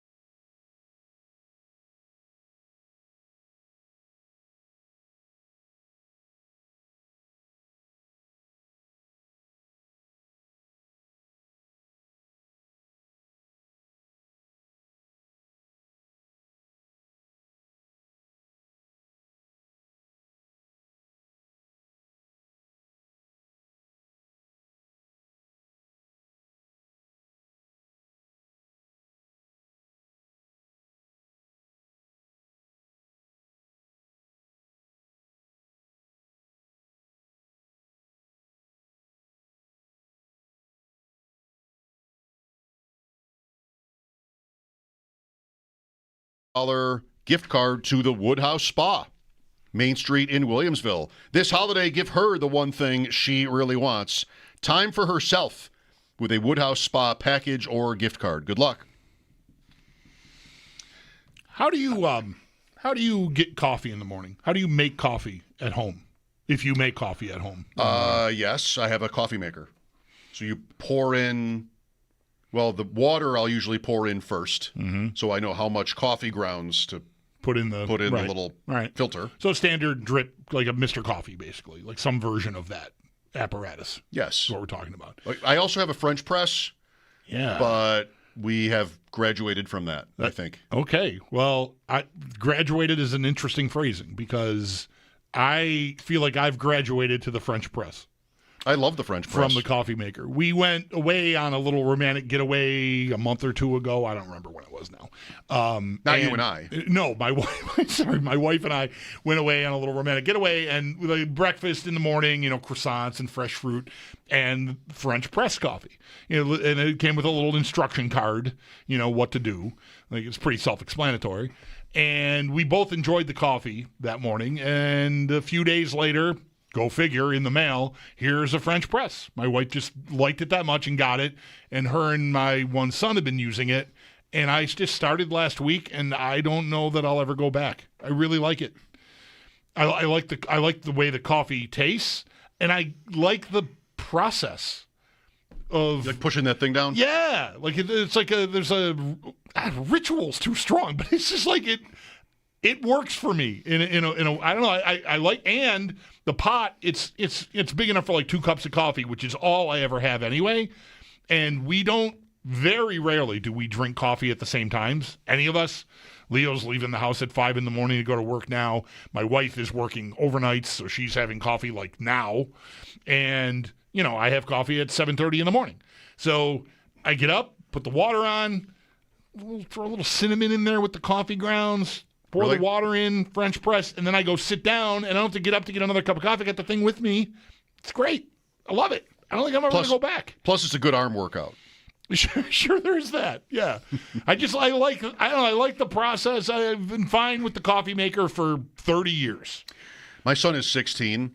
About a month ago, I noticed a bottle of a certain very popular, well-known coffee brand creamer, pumpkin spice creamer in the fridge. Okay.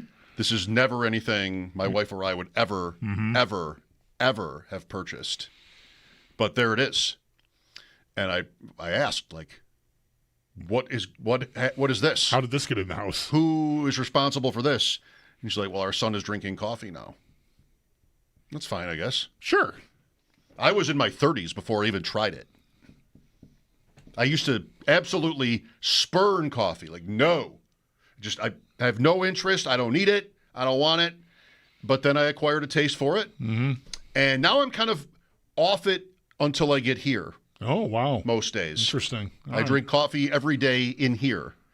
But that's, sometimes a little bit in the morning, maybe, is all. That's my update that you didn't ask for. Well, you graduated out of the French press, and I feel like I've graduated into the French press. I respect it. I like it in a nice restaurant at the end of the meal. Yeah. Is a French press. I like that move. Or a port like you have recommended in the past. Sal Capaccio after sports here on WGR.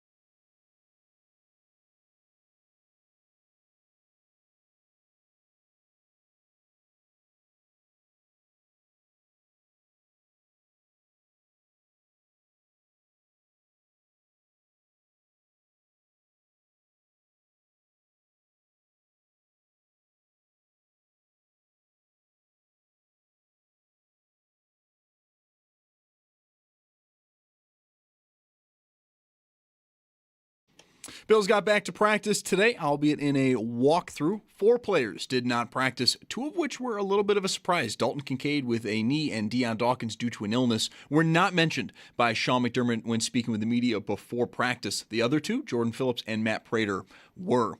Christian Benford and Terrell Bernard were both limited, as was McCole Hardman, as the team is opening up his 21-day practice window. And the Barnes Firm Injury Report, it is brought to you by the Barnes Firm. Injured for help? Call 1-800-8-MILLION. We'll get more on the Bills. Stay tuned. Sal Capaccio is going to join the show next. Big news, though, staying in the AFC East, the Miami Dolphins. They are making a move at quarterback. Tua Tagovailoa is heading to the bench in favor of rookie quarterback Quinn Ewers out of Texas. The Dolphins will take on the Bengals this weekend. Tua will not serve as the backup. That will be Zach Wilson. And the Jets, they also made a quarterback announcement. Brady Cook is going to get the start this week against New Orleans. Sabres had practice today. Defenseman Michael Kessering was out on the ice. Lindy Ruff did say he expects Kessering to be good to go for tomorrow night versus Philadelphia. And then if you did miss it from this morning, General Manager Jarmo Kekalainen joined Jeremy and Joe. And if you want to listen back to that, you can do so on the Odyssey app or on our website, WGR550.com. And this holiday season, we're kicking off Mission Give Where You Live to benefit Buffalo City Mission, powered by NYSAG. Now through December 19th, you can donate brand new sweatshirts, sweatpants, hats, gloves, scarves, and non-perishable food items to help keep our community warm and fed. Just stop by any Dash Market location and drop your donation in the Mission Give Where You Live donation bin. Want to donate online? You can also give through the Buffalo City Mission Amazon wish list. This is sponsored by the Barnes Firm and Dash's Market. You can get all your details at WGR550.com. That's your Paddock Chevrolet Sports Update. Paddock Chevrolet celebrating 90 years of being your hometown dealership. I'm Zach Jones for WGR Sports Radio 550.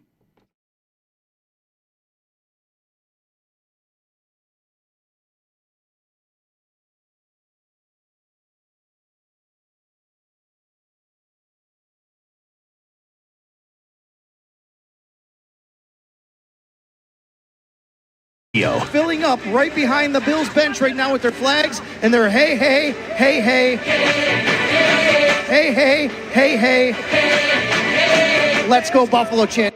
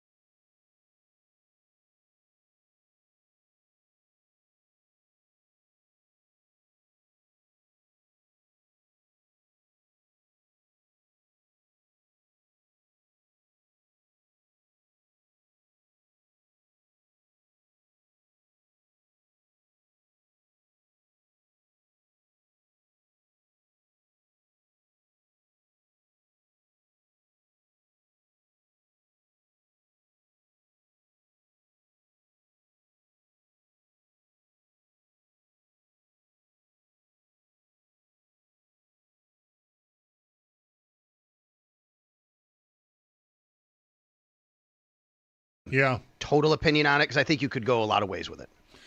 I've never, in this job, it's not really encouraged to just punt on a topic that people have strong opinions about. But I don't ever find myself thinking, there's anything unjust about it. You play a whole year, you win the division. I don't really care what your record is. 4 teams duked it out. I'm fine if you're 8-9 and you're playing at home. Like that's there should be all reward, I still think, for winning the division, even if you have a lousy record. Go ahead. Can I stop you there? That is the number one thing that people have said to me. There should be an reward. There is. You're in the playoffs. Right. I mean, you get the playoff spot. You automatically get it no matter what. That's the reward. I don't need to beg more off of a reward the topic, but I like it the way it is. I would rather see teams get to pick their opponents, and that would, I think, logically leave if it's the Steelers as the 4, if you go 2, 3, 4, the last choice. So it wouldn't even really be a choice. Like there could be a 6 you'd rather play than a 7 or whatever. So I'd rather it go like that, but I don't need to change. This is how I felt about overtime. Overtime might be one where there was more, quote, unfairness to it. Mm-hmm. One team gets the ball, scores, wins, like that. But I don't know. I never needed that change. You had 60 minutes. I never needed that changed either. I wonder if this comes back up this year. I wonder if the Bills are a team that brings it up this year, maybe, considering everything. I will say, though, someone brought up a good point when they tweeted back at me. It could actually benefit the Bills this year, because if you did that and you seeded them just by record, they could wind up playing Houston at home, for example, as opposed to maybe going to Pittsburgh. And even though you'd say, well, you'd love to be at home, I think most fans would go, yeah, I still like that outcome a little better. Well, that's what we were talking about for a minute earlier, is like, what is the best or the preferred path for them with 3 weeks to go? If you eliminate the possibility of the 1 or even the 2, if you say they're going to be a wild card, how would you want it to stack up? Would you want the AFC North the first game? And I laid out earlier, Sal, you'll feel this. Buffalo, Baltimore, if that were to be a first-round game, that could look nice on the Sunday night. I mean, they've done that before. Yeah. And then you could have, I don't know, however you want to slice it. The Chargers go to Jacksonville Saturday at 4:30 and win. The Texans go to Foxborough Sunday at 1 o'clock and win. That's a 1 o'clock special if I've ever seen one. And then the Bills and the Ravens play for a home game in round 2. Right. Yeah, that's right. I got to that last week, and I like that a lot. I'm even at a point now where I would say I don't care if it's Baltimore or Pittsburgh, recognizing that Baltimore should be more dangerous than Pittsburgh. I think because of the likelihood, it's more likely this year because of the way the top is that what Mike just laid out happens. You know, it's not nuts to think that those upsets could happen. The spreads probably won't be huge in those games. You might even have a road team or 2 favored. Who knows? So it's not nutty to me. So now I pretty much have settled on get me to the 5. And if I got to deal with Baltimore, then I got to live with that. But I think the potential reward is pretty realistic that you could end up playing 2 games at home after that. I agree with you. I think that's right. I just would need to know to really hammer that in if it's Pittsburgh or Baltimore. I think it matters to me. It does. But I agree with you. It's because if you are the 5, there's 2 chances for teams to have upsets that give you a home game. If you're the 6, you only have 1 chance for that. Right? You know, and I think that's the preferred path because you want to play at home. But, man, if you had to stack them, Pittsburgh, Jacksonville, Baltimore, I'm taking them in that order. So that means if Baltimore wins the North and gets the 4, I kind of really don't want the 5, but I totally understand where you're coming from for round 2. Yeah, there probably is a scenario where the Ravens could win that division without beating the Steelers. I guess they'd have to go 3-0 versus 0-3. They'd have to beat them outright. No, what am I saying? Is there a scenario where the Ravens could lose the Week 18 game to Pittsburgh? No, right? They'd be 2 back, and there's 2 other games they would have been swept. So they have to win that game. I think I'm not at a point as pro-Ravens as I almost always am, where I'm sort of thinking fearfully about Baltimore.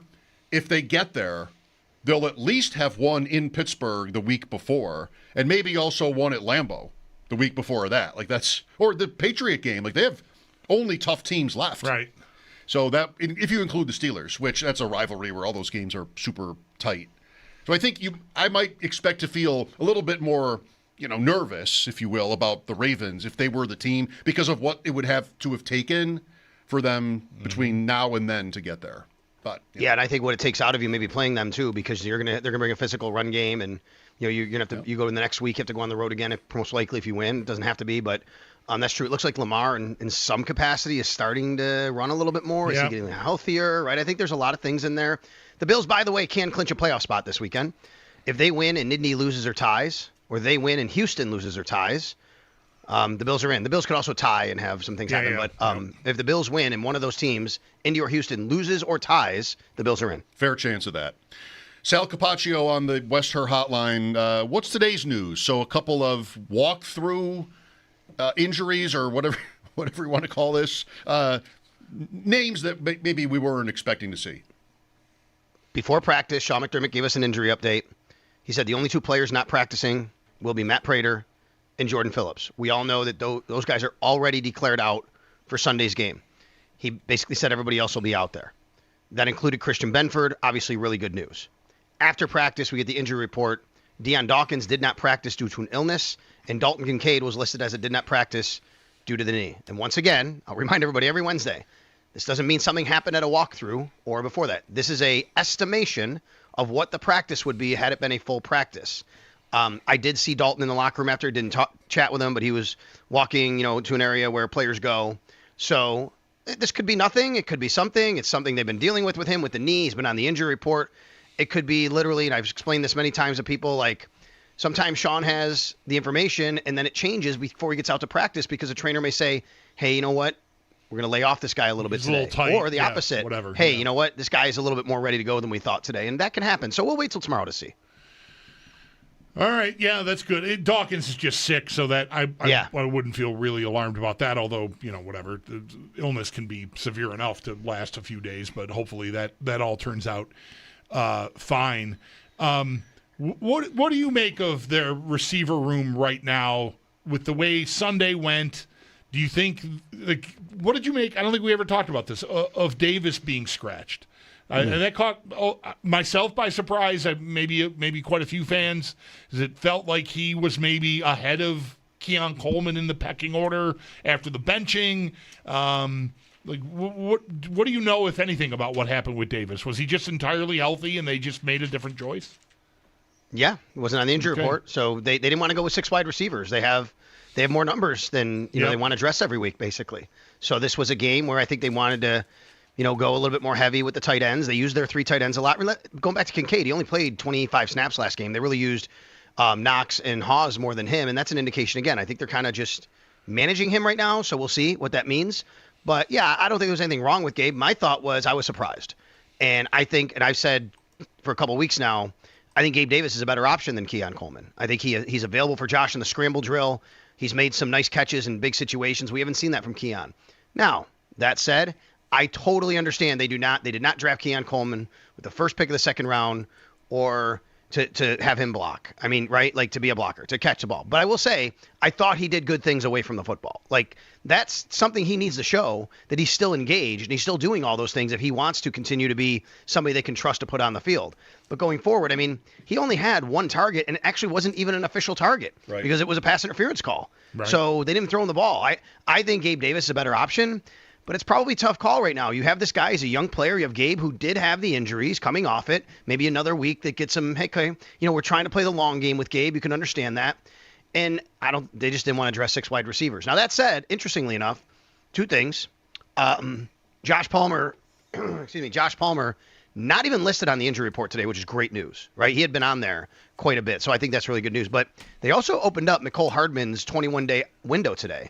Now, granted, he would be a return man. I totally get it. But they'll have 7 receivers on the active roster, essentially, when he gets activated. Right. New kicker. Yep. Michael Badgley. We talked about this on Monday for a minute. He's been around. This is just what you do, right? You go back into the pool when your guy goes down. Yeah, I think late in the year, games that matter, you can't really take anything to chance by a young guy. You bring in a young guy and you want to. I think you're much more comfortable with a guy who's been around, a guy who's done it and kind of seen everything. He's been in multiple organizations, so it's not like he doesn't understand how to kind of fit in right away. It's the same thing I tell people when fans get upset that the Bills sign a guy that they've known.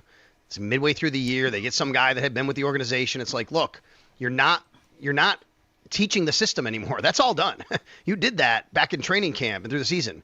Now you need players to come in and play right away. So not that there's a system necessarily when it comes to being the kicker. Yeah, there's some things. But here's a guy that's been on 5 different teams. I mean, he's used to having new situations. That said, I was looking at the numbers today, guys. For the season, he only played with Indy this year. He is 10 of 11 on field goals. And Matt Prater's actually 18 of 20. They both have a 90% field goal rate. So it's kind of interesting. They have the exact same numbers. Matt Prater and Michael Badgley have both missed 3 extra points. The difference is that Prater's kicked double the amount. But they have the same field goal percentage this year. What do you think about him wearing 32? Anything? Does it mean anything for you? No, I think we're past Days that. are over. Once Sonoris Perry wore it a few years ago, and it's like there was a big thing about it, right? People talked about it, and the general consensus was, I think, from everybody involved, whether the team didn't say this directly, but that, 32 wasn't retired. So if you're not giving it to somebody, what are you doing? Like, why wouldn't you? And then you have to recognize things you don't want to recognize, maybe, or talk about it, or whatever. You know what I mean? Right, so right. That's why. Pro Football Reference, by the way, says the pronunciation of this new kicker's last name is Badgley. I'm going to go ahead and not do that. Mariota. I'm not. Badgley. I'm just not going to do that. That's right. So how about linebacker? We talked a lot about Shaq Thompson and his impact last week leading up to the New England game, and that was a tough. He looked. I watched some of the cut-ups of it, Joe Marino's breakdown, and just not a great outing. Is it a tougher, like you and I think we're pretty much in agreement that he shouldn't come off the field going into the New England game, regardless of what is going on with Terrell Bernard. At worst, maybe a timeshare rundown versus pass down or something like that. Now you've got Milano having this big splashy game, Bernard getting healthier, and Thompson, maybe it's just a bad week, right? I don't want to punish him off one game. Did you think he was less than what he had been most of the year on Sunday, and what do you think it'll mean? I did think he was less than what he had been, but I don't think it has to mean a big deal at this point. If there's a couple of games like that, then I think you start to get a little concerned. This is a Cleveland team that doesn't run the ball very well, but they have a good young running back in Quinshon Judkins. I find it fascinating what they might do eventually, what happens when Terrell Bernard comes back. And by the way, he was limited again today with the elbow. Remember, he was limited all last week. He didn't play. I mean, they could literally just keep Terrell Bernard on the shelf until the playoffs and say, get as healthy as freaking possible, and then we'll make decisions when we get there. And then it's just, you go with what you need to go with to win football games. I didn't think he had a very good game. He did miss some tackles, but I've seen enough from him this year that I'm not going to paint a broad picture about that. Off one game. I'm still going to believe that he fits this defense right now against the teams they're playing, and they want to play the way they want to play the Buffalo Bills better than Terrell Bernard has. I don't really know. We've talked about this in the last couple of weeks from time to time, what you manifestly do about this. But when you say that about Bernard, like the Bills are in a race like they were last year, but they're also not really. I mean, last year they were trying to chase down the 1 seed week after week. They were so close, couldn't do it, and they had it a little bit easy in week 18. We might have a season here that'll play out somewhat the same, and how even though it won't be for a division title, like we talked about at the beginning, 5, 6, 7 seeds, how much does it really matter?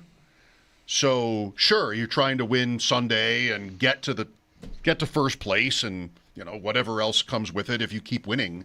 But this might be another one, Sal. It'll be interesting in week 18 if we're kind of in that block where you could move a seed or two, like has happened before with the 2 and the 3 with teams, where there is that incentive, but how important is it versus resting, players who are not 100%?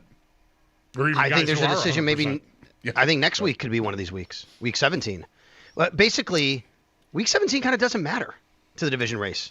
Even if you lose, you still have to have New England has to lose another game, and you got to win the other 2 games. They have to lose the division game, right? So yeah, I think my math is right on that. Yeah, you could be faced with a decision week 17, and there could be 2 weeks in a row of that. And then you're starting to look at the standings and do the Bills actually play the game of, do we kind of want to do what you said, Mike, pick our opponent, so to speak, right? Mm-hmm. Which you can't really do necessarily, because what if Baltimore and Pittsburgh are the Sunday night game? And it comes down to who wins it. And you wind up the 5 and you got to wait on that night to find out who you're playing. And would it matter manifestly, again, to this whole point, who the winner of that game is? Like that's right. It might or might not. If it didn't matter, they won't put it on Sunday night, I don't think. If you know it's Pittsburgh, you might treat it differently than if you think it might be Baltimore. Like in some way. I don't want to muddy the waters on the math, but I think, Sal, if New England beats Baltimore this week, assuming a Bills win in Cleveland, then Bills have to win. Yeah, I think. But if they drop that game, then I think you've got that wiggle room there, because assuming you have them on a tie, if they lose one of those division games, so you need them to drop a game before you could take next week off. But it's conceivable they could lose to Baltimore. Which brings into the question, They're who should Bills fans root for in that game this weekend? Right. I can't get it to mean anything. Patriots-Ravens. Well, here's something. Maybe. I think it means something for standings for sure. I mean, it might not mean anything for the division in the end. I agree, Mike, but I think it means a lot for who's in the playoff field. To Baltimore. Yeah, right. Yeah. Sure, I get that from that side of it. I get that. So if you want Baltimore out, then root for New England, but then you're also giving yourself that much. Really, it's just the benefit of being able to maybe go easy week 17, like Sal suggested. Pittsburgh at Detroit Sunday, by the way. I'll tell you this, by the way, too. Doesn't matter what they choose as far as resting players or not. I can guarantee you Josh Allen's starting each game. Right, oh, yeah. Of course, right. What do you think of the Miami move today? I think they are most likely moving off Tua, and they're going to take that dead cap hit. But I think this is a trial run to see what they have behind him, to figure out what they need to do in the offseason now that they've made that decision. Do they have somebody in Quinn Ewers? Do they have something in Zach Wilson? Can Mike McDaniel coach these guys without Tua? Because in the past, without Tua, they've been pretty bad when they've had to go away from him. Could be a referendum on him. I wonder if he made the decision or if Stephen Ross made the decision. But I don't know how you go back to Tua. You can't. Could you keep him on the bench? Sure. That's a weird look. I just think at this point, after doing this, it's all but certain that they have to take that dead cap hit and move on next year. That's the way I look at it now. All right, Sal. Nice to talk to you. We'll do it again tomorrow. You got it, guys. Thanks. It's our dude Sal Capaccio on the Wester Hotline. His appearances are always brought to you by New York's only outlet liquor. When you need to stock up, it's the place to buy a case. What's your outlet? Oh, I wanted to ask Sal one more thing. Sal! Has he ever stood right in front of you, like face to face, where you barely even can tell whose toes those are, yours or mine?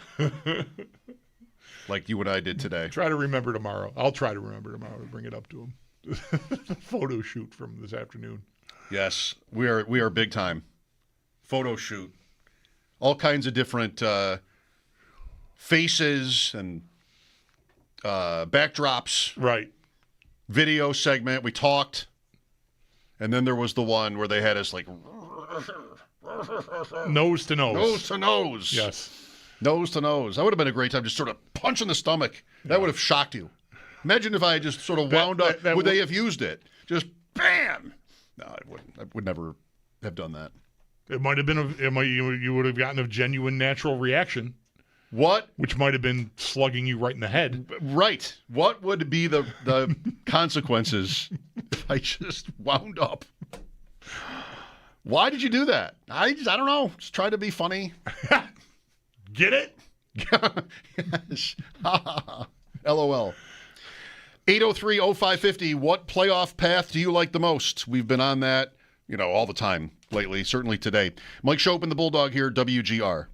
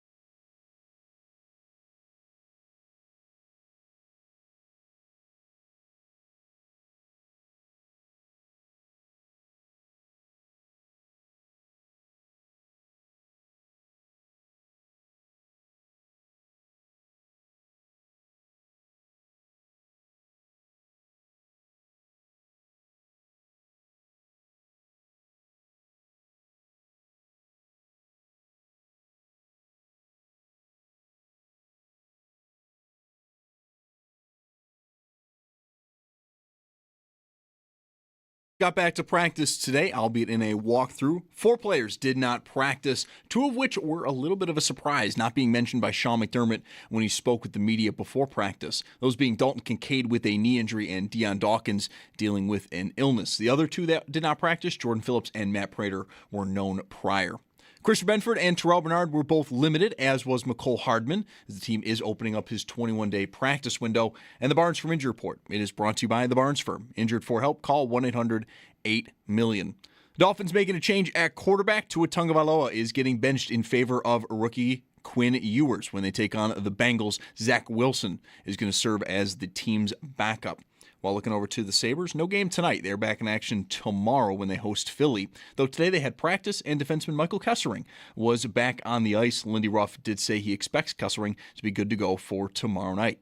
If you did miss it earlier today, though, GM Jarmo Kekalainen was on the station with Jeremy and Joe. You can listen back on the Odyssey app or on our website, WGR550.com. That's your Paddock Chevrolet Sports Headlines. Paddock Chevrolet celebrating 90 years of being your hometown dealership. I'm Zach Jones for WGR Sports Radio 550.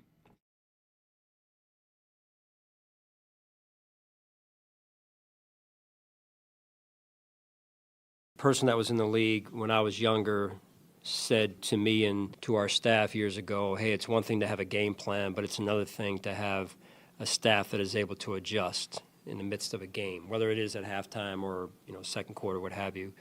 That's critical. But it takes 2, right? It takes the staff to be able to know how to do that, but also then the players have to execute that, because you can have adjustments, but the players aren't in a spot or space where they're able to adjust and execute those adjustments. And so that combination of buy-in from the players is huge for us. Sean McDermott, the Bills at 10-4, heading to Cleveland on Sunday. And maybe so are you. This is a pretty makeable road trip. What's our weather looking like, Bulldog? I know warm tomorrow. Warm tomorrow, warm Friday. The weather, I don't know if there's any precipitation between here and Cleveland, but early in the week, what I heard about game day was maybe some wind early, dissipating as the game goes on, no precipitation. Like mid-30s temperatures. All right. So a trip you could make, I think, not fearing getting snowed in on the way back. I've got on my app here, windy, high of 32, winds at 20 to 30 miles per hour with higher gusts possible. Mm-hmm. Oh, that sounds very Bills-Browns. Yeah. Late season Bills-Browns. Yeah. Well, I'm not going. I'm going the other way. That's right. You're going weekend. East, right? Going east for a few days. Yeah, I'll be here holding things down. It's interesting. Yeah. I hope it goes well. Interesting how we've talked about the playoff picture all the time here, and how the NFC, and we got into this with Sal for a minute there too, is so similar.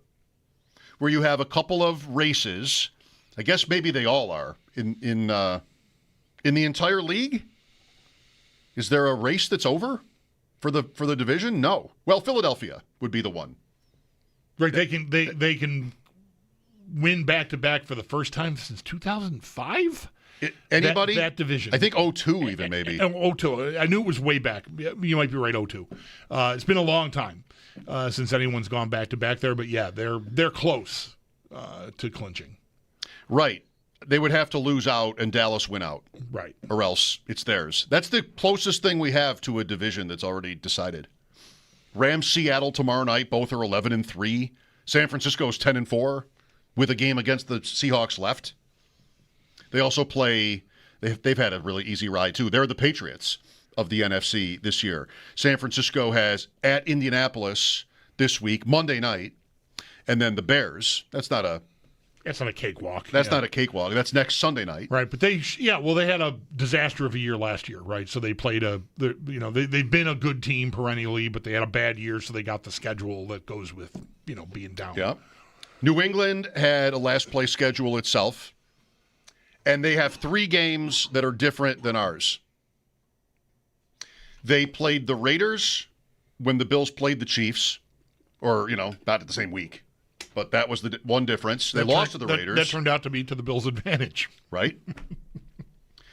The Bills played Houston. New England played Tennessee. That did not turn out to be to the Bills' advantage. And then there would be the NFC East game. The Bills have Philadelphia next week, and the Eagles played the Giants. Every other game on their schedule is the same opponent. The Patriots played the Giants. The Patriots, what did I say? Eagles, yeah. Yeah, the Patriots played the Giants. Yeah. And that worked out, yeah. And they won that game. Yep. So those are the only teams different on each other's schedule. So NFC West is hot. NFC North is great. Chicago and Green Bay, they play this week. Half game apart. That tie in there for the Packers. 10-4 versus 9-4-1 in Chicago. Huge game. NFC South is tied, and these teams play this week. And they play in Week 18 as well. Right. Tampa and Carolina play this week. Tied for first place. Then what else? Denver's up 2 games on the Chargers, but they have a loss to them. Chiefs are out, and they play again. That's Week 18. Denver and L.A. Another candidate potentially for a Sunday night slot or a Saturday, something like that. Could be big. Denver can wrap it up in advance, though, with the 2-game lead. Denver will have Jacksonville this week. That's nice. Then at the Chiefs. You think they're favored at the Chiefs now? Yes. Okay. Yes. Me too. Kansas City is a 3.5-point favorite against Tennessee this week. Yeah. I think Denver will be favored. Wow. Yeah. That's amazing. Yeah. AFC North is close. AFC East is close. AFC South is close. That is not that I have not really seen any evidence of that, of this, what I'm about to say, but like if you're like, not minding that Mahomes got injured. I mean, they're going to lose the game anyway and be eliminated, but him not playing, like I assume he would have played out the string.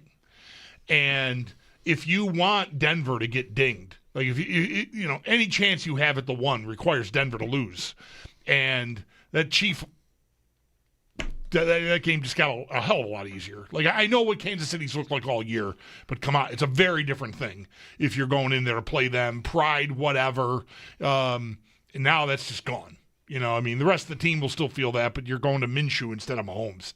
And that's tough if you're trying to, even maybe, not that I care about New England, but, it's tough. Like if you're counting on these teams giving their level best, I mean, you don't have Mahomes to do you any favors. Who knew we would be? I know, right? What a weird place to live. Disappointed. Yeah. In that. Can you get Denver out of the 1 if they win the next 2? I can't. So the only team that can catch Denver in wins, if the Broncos beat Jacksonville and then Kansas City, would be New England. But Denver would win the tie if they're both 14-3. Okay. So Denver would be able to clinch the 1 with 2 wins here, I believe. Maybe we're at the point of the season where like somebody's already written all that out, NFL.com or something like that. I think, though, if they win their next 2, they have it. And that's Jacksonville at home on Sunday. And then at the Chiefs. At the Chiefs the following week. I mean, Jacksonville, I'm not giving Denver that game exactly, but like if they win at home and then win in Kansas City against Minshew, they can lie down in Week 18. Right. Which and they play the Chargers. And have the bye anyway. Right, so 2 weeks off. Like the Chiefs did last year. Right. 1 seed was there all year and just couldn't. I don't even have words. You can tell. I'm spitting. This is so frustrating.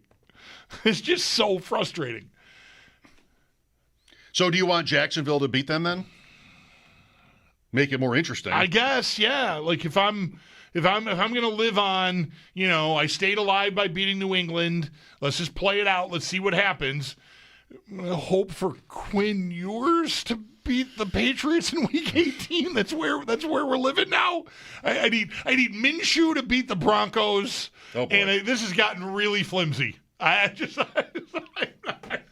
need Minshew to beat the Broncos, and I need Quinn Ewers to beat the Patriots. Okay, I mean stranger things. Maybe not. Maybe not. Maybe not. What do you think of Denver only giving 3 to Jacksonville at home? Jacksonville is the team that, like we talked about earlier today, we just kind of always pass by. Right. Yep. Yeah, they don't get any respect, and that's how it is. Sorry. That's how it is. But that spread maybe is a sign of respect, or maybe it's more about Denver.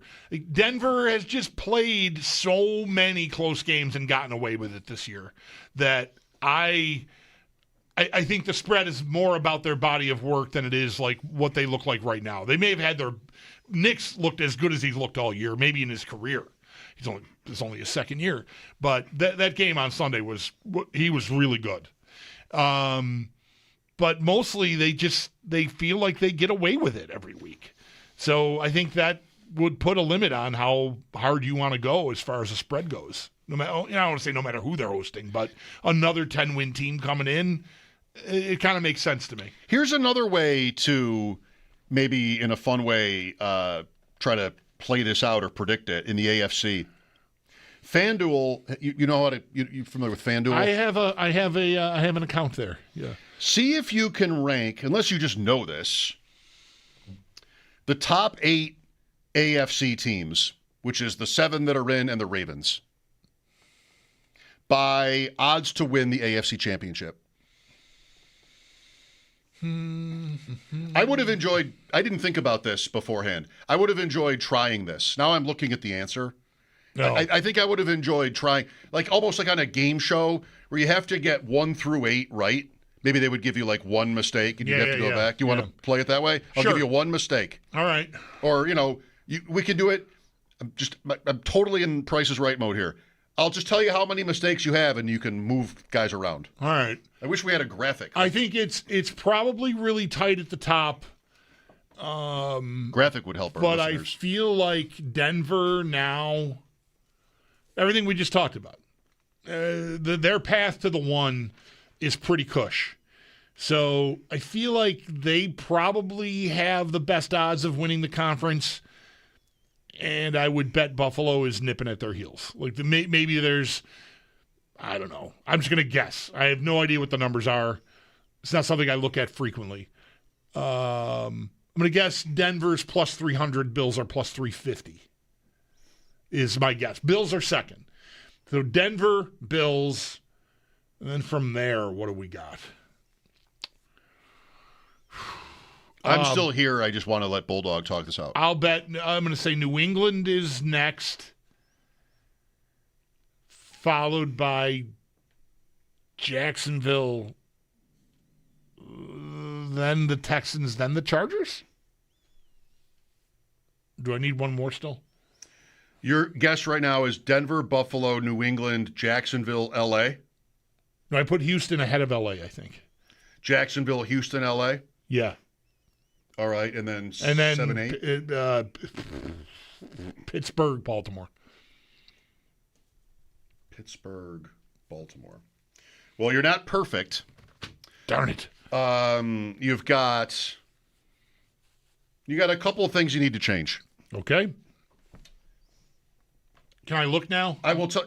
I'm going to go. Can I look? I mean, you want to look at the answer? Yeah, I'm going to. Oh, I can just tell you. Okay, well, whatever. I mean, you're done. Yeah, I'm done. You're saying you're done? I'm done. Yeah. All right. I mean, that was my guess. Really good at the top.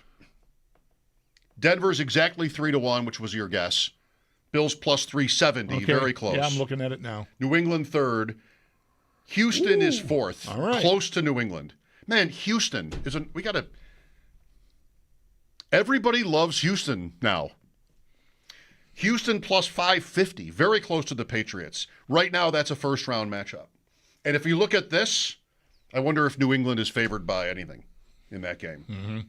These are all good questions for Sam tomorrow, or Joe tomorrow, then Sam on Friday. Jacksonville is fifth at 8-1. Baltimore is sixth, tied with L.A. Baltimore, despite being behind, is ahead of Pittsburgh. Okay, all right. I think it's the point I made to Sal was if they get in, they're going to look good doing it. Right. Because they'll have to win in Pittsburgh, maybe even win these games against New England and Green Bay. They're going to look like they're on a roll if they get in. So plus 1,000. Chargers also plus 1,000. Pittsburgh 2,000. Indianapolis is also listed at plus 15,000. as still having a mathematical chance to make it. What a tumble that is. Not that they were ever at the top of the odds, but still, they were at the top of the Well, conference. they were a month ago, they might have been a month ago. Close to it, anyway. Close to it. Yeah. Not anymore. Certainly way better than 15,000. Yeah, what a sad result for the Colts and their fans, right? Bad. 8-2. You found love with Daniel Jones, and Jonathan Taylor's the offensive player of the year favorite, and then it all just went south. 4 straight losses, the injury, Phillip Rivers. I mean, that's kind of funny. Not great. They're home Monday night, so you get a look at Rivers against San Francisco. 803-0550 for your calls. Back after this timeout here on WGR.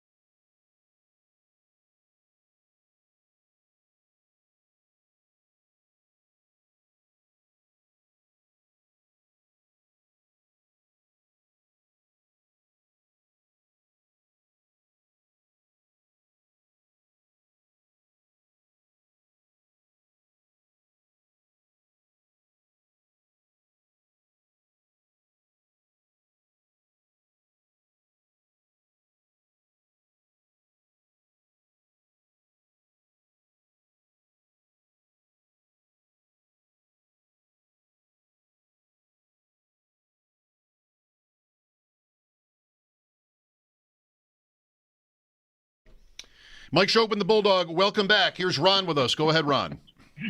Hey, guys. I know we just changed our GM in Buffalo for the Sabres, and I'm excited about it, but I'm tempered because I'm really hoping he has the ability to do what he wants to do. That Terry Pegula says, hey, you got the keys, do it. Stay within the cap. Whatever you got to do, just do it. Just like Bean does. As far as I know, Bean pretty much does what he wants. That's the only way this is going to work is if Pegula backs off, and that's all I really wanted to say. Thanks. Happy holidays. Thank you. Happy holidays to you, Ron. Did you watch any Oilers-Penguins last night? I turned it on after I was watching Flyers Canadians for a while.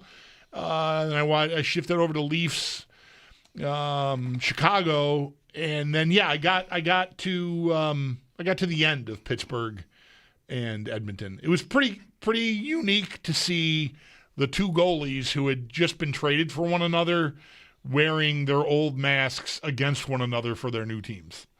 Skinner had some white pads, so he wasn't wearing like Edmonton colors on his pads, but he had his Edmonton mask in the Pittsburgh net.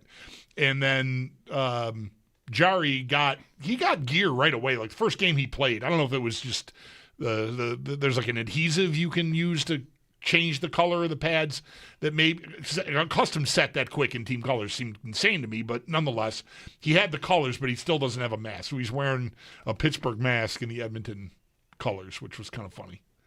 So, I'm sure that's not why you asked if I looked at the game at all, but I did. Well, no, it wasn't, but that's all very good. Tristan Jarry. So I wanted to talk about a couple of tweets. Maybe we should wait until after the update on him and what happened last night. Okay. One tweet I'm looking at, I'm just searching his name to try to find out the deal, says that he is third all-time in games played by a Pittsburgh Penguins goaltender. Could that be right? He was there for all of his career until now. But still. It's a decade, I guess. 309. I think that could be right. 307 with Pittsburgh. Would that be... Who's their all-time goalie? Fleury. Right. Barrasso. Right. Everybody else besides Fleury is pretty short term. Dennis Herron. Okay. Sure. Going back a little bit. Murray. Matt Murray. Matt Murray won for them with, in the midst of Fleury's time there. I bet it's right. Yeah. It's just a random tweet that I found, but I bet it's right. And I found there was an interesting discussion about a tribute video for him yesterday. I'll save this until after the break because we are good boys and we know it's time for a break. Real quick, do you happen to know who the Yager Lemieux Cup-winning team's goalie was? Barrasso. That was Barrasso, right? Yeah. Okay. 92-3 or 91-2? Yeah. Whatever that was. Right. Absolutely. Mike Schopp and the Bulldog here. Lines are open at 803-0550. Fun with tribute video stuff after the update here on WGR.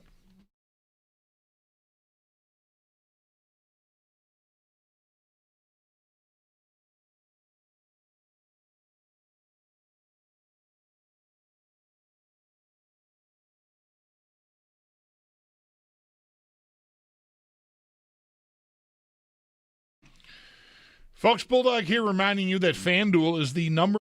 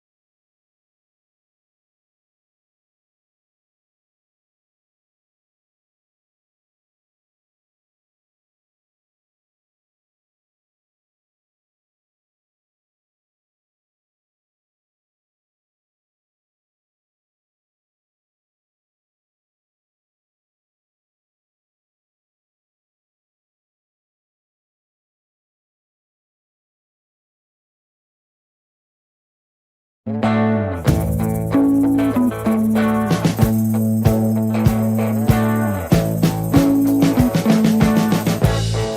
been living in sin so long, all the feels are gone.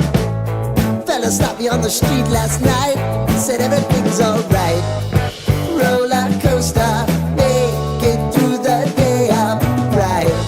It seems your meal ticket is gone, but life goes on. I could never imagine something better.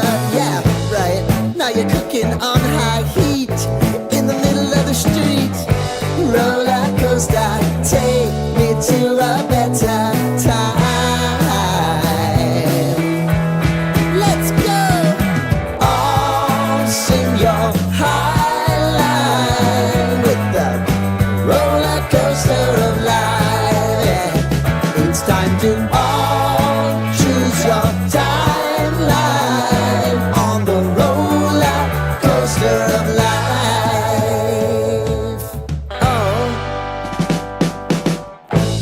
You seem to easily forget how to place your bet. When everyday life gets you down, you gotta steal the crown. Got to own it. Don't bitch and moan about it, please. God forbid you scrape your knees, and it's nothing to sneeze at. Oh, I've told you over and over again. You gotta get both hands around it and make your own plans. Roller coaster, it's taking over, it's about time. Oh, all sing your high line on the roller coaster of life. You've got to all choose your timeline with the roller coaster of life.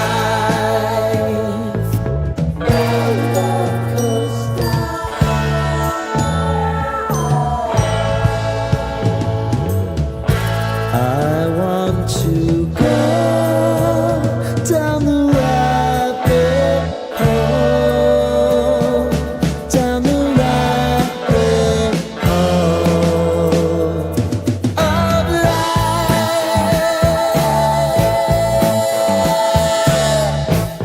And now it's about to leave. Oh, roller coaster.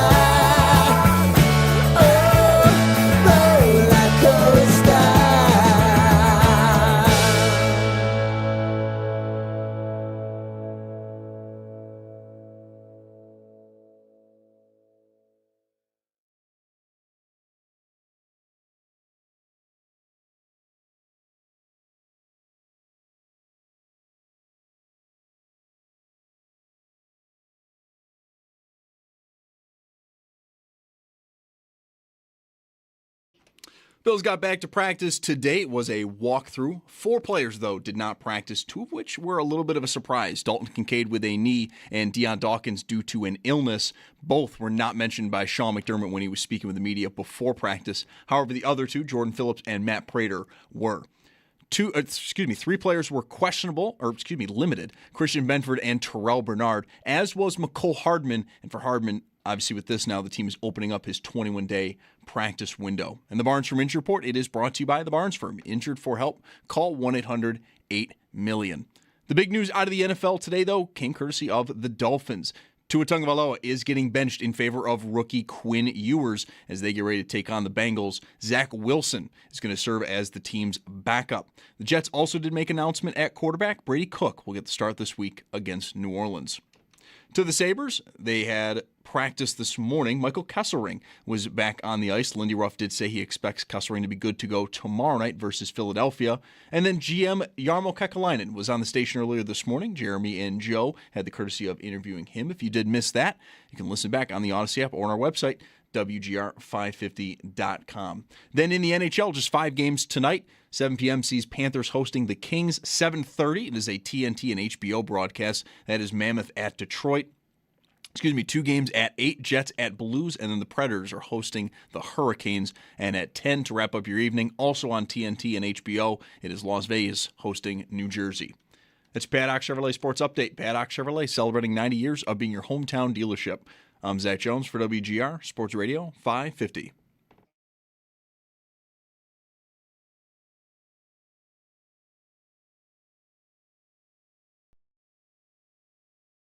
It's Mike Schopp and the Bulldog. I gotta wonder what kind of working relationship you'd have with Satan. It's Mike Schopp. I've often wondered that. Well, he, they, I don't know what his pronouns are, or their pronoun. Anyway, Satan. And the Bulldog. What's the upside of doing well? Well, maybe they're too busy making everyone else's life hell. Oh, boy. And you might just be able to do your own thing if you're partnered with Satan. It's Mike Schopp and the Bulldog. They're too busy, making Scott Norwood miss field goals. Oh, come on. On WGR Sports Radio 550. Hello? You have me? Yeah, there you are. It's my headphones again. I felt your indignation just now. These Bulldogs over here like, oh, I really could use a Sabres game. I don't even like the games on the schedule. These bowl games are a joke. Like, what should I watch? I'm like, well, there's a 9 o'clock draw in the curling slam tonight from Saskatoon. You could just watch that for free. Good stuff. Schuster and Gushu. It's fun to say those names together. There's a couple things here. I'm not going to start watching a sporting event that I'm not going to see through that begins at 9 o'clock. So that's one thing. I'm also shook by yesterday's incident that we just sort of blew past, where you said Michael Badgley and put your hands up in the air. And the first thing I did was look in the chat on the YouTube feed and see someone had said Michael Badgley. And I thought it was a curling thing. Like, I'd forgotten that you had mentioned this guy. I'd forgotten that he was a kicker, basically. And so you're so curling intensive. Yes. That when that happened yesterday, I thought, and what I said to you was, you have a friend in the chat that's also watching the curling. And it couldn't have been farther from what was going on. So the two things that are against me on the curling. I'm Team Badgley, because this was the first name I thought of when you had the Prater news when Ross was on. Right. Wasn't that during Ross? Yeah. Or Eric? It was Eric. Eric, because it was on Monday. Coach speaks on Monday. Yep. He said Prater would be out. Yep. Schuster and Gushu, a couple of legends of the game. Schuster did not make the Olympic team. Young man Casper did. He's in this tournament too. Brad Gushu playing it out his last year. The legend. If you want it, rockchannel.com has all the matches. How lucrative a life is being the top curling, like this Gushu, if he's near the end, is he set for life? No. No? Okay. But there's endorsements. There's commentary potential maybe, right? There's a career in it to continue even though you're not playing anymore. I think it's good money if you win a lot. But it's expensive to travel, and I don't know. I've always wondered that. It's the kind of thing that never gets mentioned. There's no salary cap that you know of in curling. I don't know how any of that works. I think some tournaments have guaranteed money, like golf, right? Maybe does now, where you get money for competing. Mm-hmm. They get you there, but then you have to win to make it really lucrative. Right. I don't know. I wonder about that a lot because they're always traveling, and it doesn't seem like there's that much money to be won. Where does it come from? I mean, there's a TV deal. Right. There's sponsors. In-house, but some of these tournaments are not that well attended. Uh-huh. So where would it all come from? I don't know. I should find out because I'm that interested in it. So the one thing I left hanging on last night's Penguins-Oilers game was now Oilers goalie Tristan Jarry, traded from Pittsburgh, returning to Pittsburgh, against a player, by the way, he was traded for, Stuart Skinner, who plays for the Penguins now. Right. And anything about tribute videos. So it didn't come up on the show yesterday. Did you see any talk about this yesterday? I did not.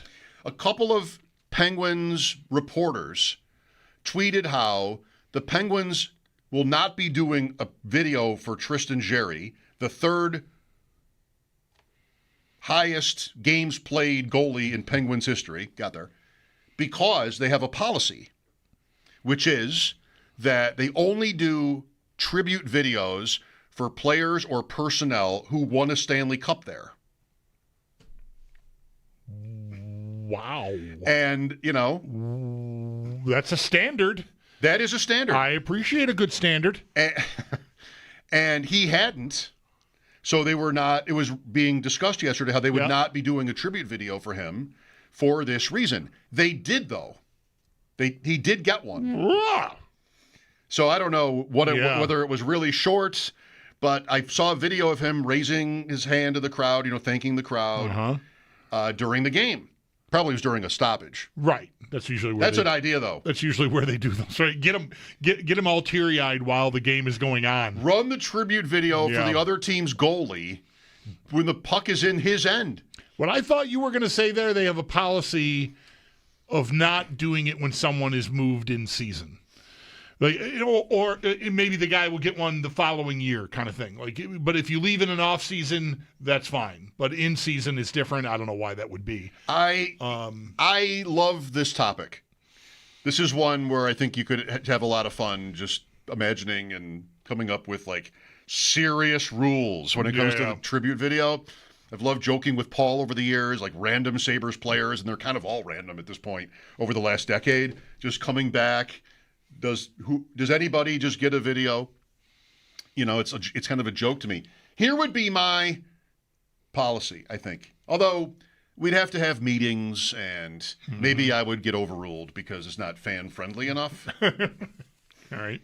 I can't, if I'm running the Sabres, I can't have a policy that you had to have won a cup here.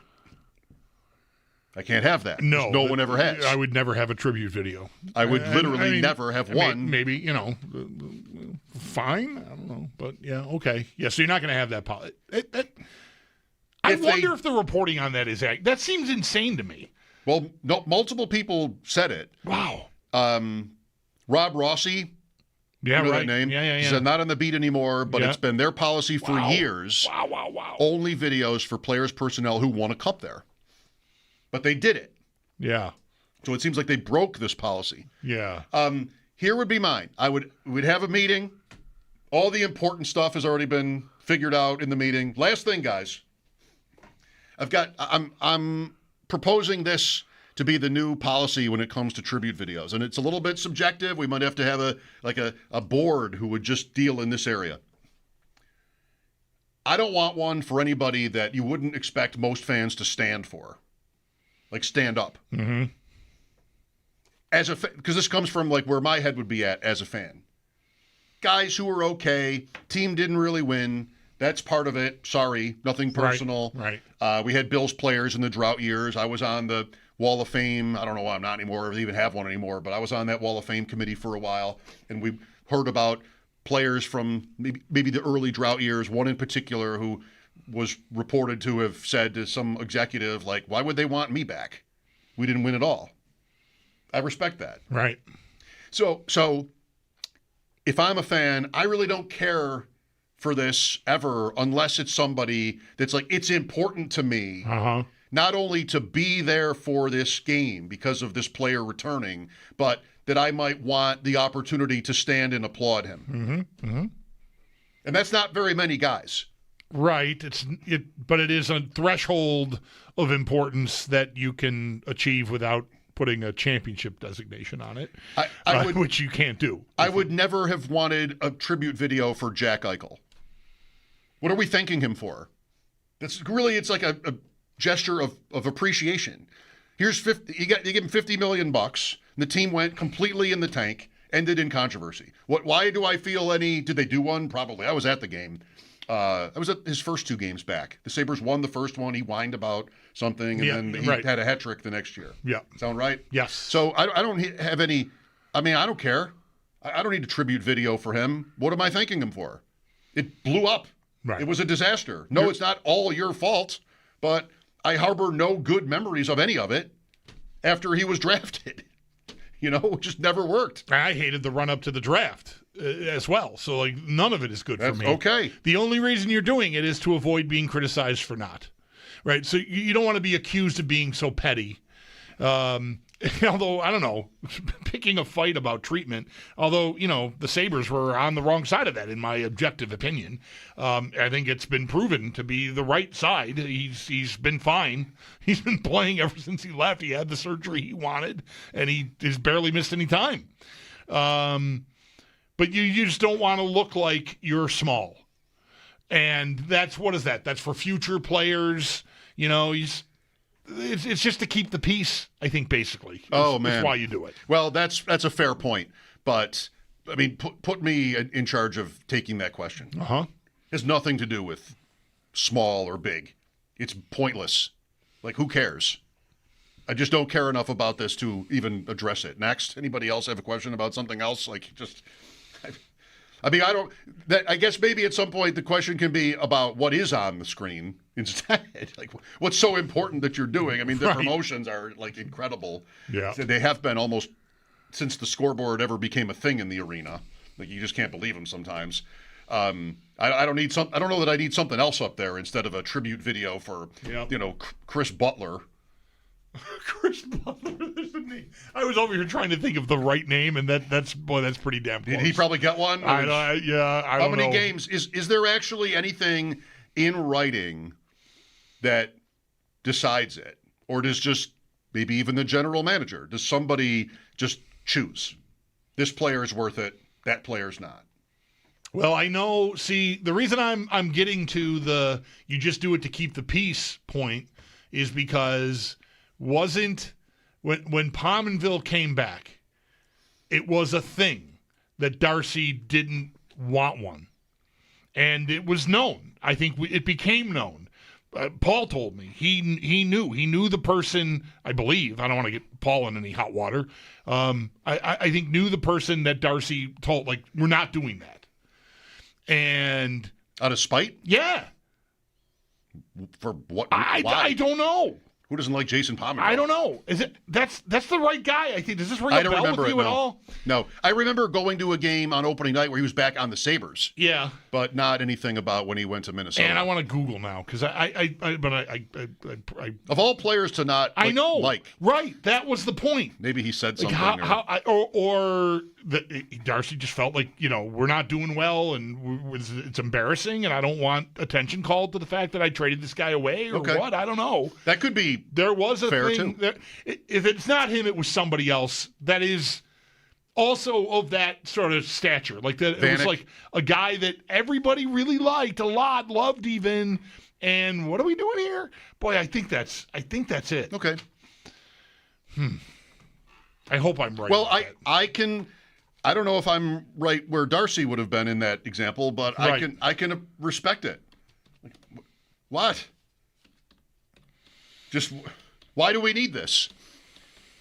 If it really is a thing, there's so many people there that they would have all kinds of different attitudes about it. If it really is a thing that is going to take your mind during a game that you bought a ticket for, you're there to presumably root for the Sabres. If it takes your mind to a different place where you start to feel bad about how long it's been since they've been good, and here's a guy that was with us when we were last good, and now he's not, and that was our decision. I understand that. I don't know if I need to do that. Now, there's just nobody that has ever won anything, even been to how many guys are in the league that have even been to the playoffs with the Sabres? It's got to be like less than 5, right? Myers. Oh gosh, Sneaky Joe is the one for this list. Yes, he is. He's the clearinghouse for this subject. He's always posting nuggets like that, like how many guys are active that played in the last playoff game and whatever, that kind of thing. Right, he'd know right away. Yeah.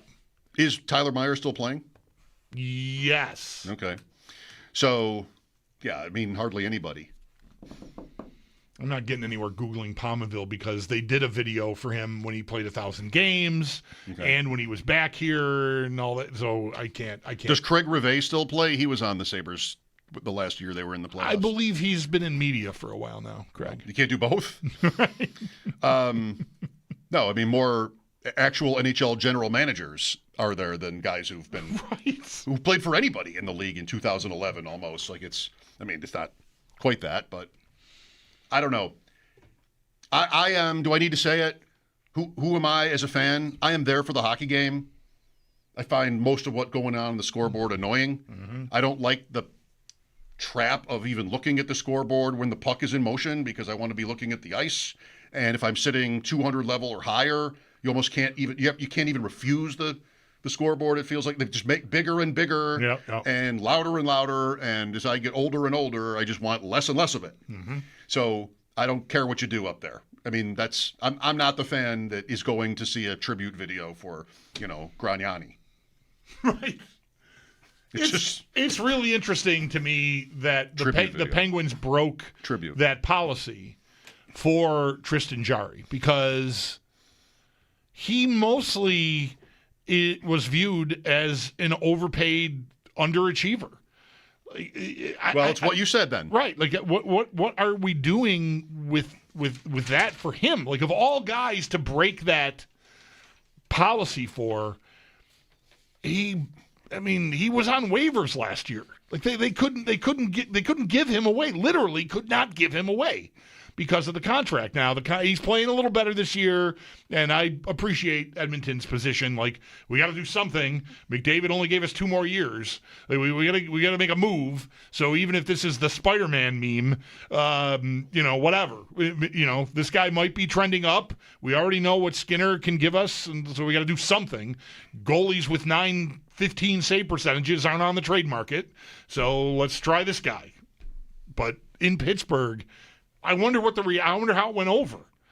There's always the fans that just love everybody that's on the team, and I respect that. Like, you don't hold a grudge, right? But a lot of fans do. Like, a lot of fans look at Jarry and just think, I've had Sidney Crosby and Evgeny Malkin and Letang and whatever, still somewhat in their prime. I can't even get to the playoffs anymore. And he couldn't do it. Like, I'm supposed to stand and clap for you now because you're playing for Edmonton? Yeah. Well, that's tough. This is where my, I think, relative lack of compassion, or whatever the word is, comes to the surface. Because tribute, you think you're worthy of a tribute video? We gave you money, right? That was that was our way of expressing thanks to you. Was right. millions of dollars in money. That's what the money's for. That's what the money's for. Right. I'm thinking of Joe and Sam too. When we talk about this, they're down to 2 shows left. Our good friends, Joe Ostrowski, Sam Panayotovich, tomorrow and Friday is it. And they've known it for almost 2 months. And they've made no secret about the situation and their displeasure and, their frustrations. I mean, it's real. It happens to people. What does...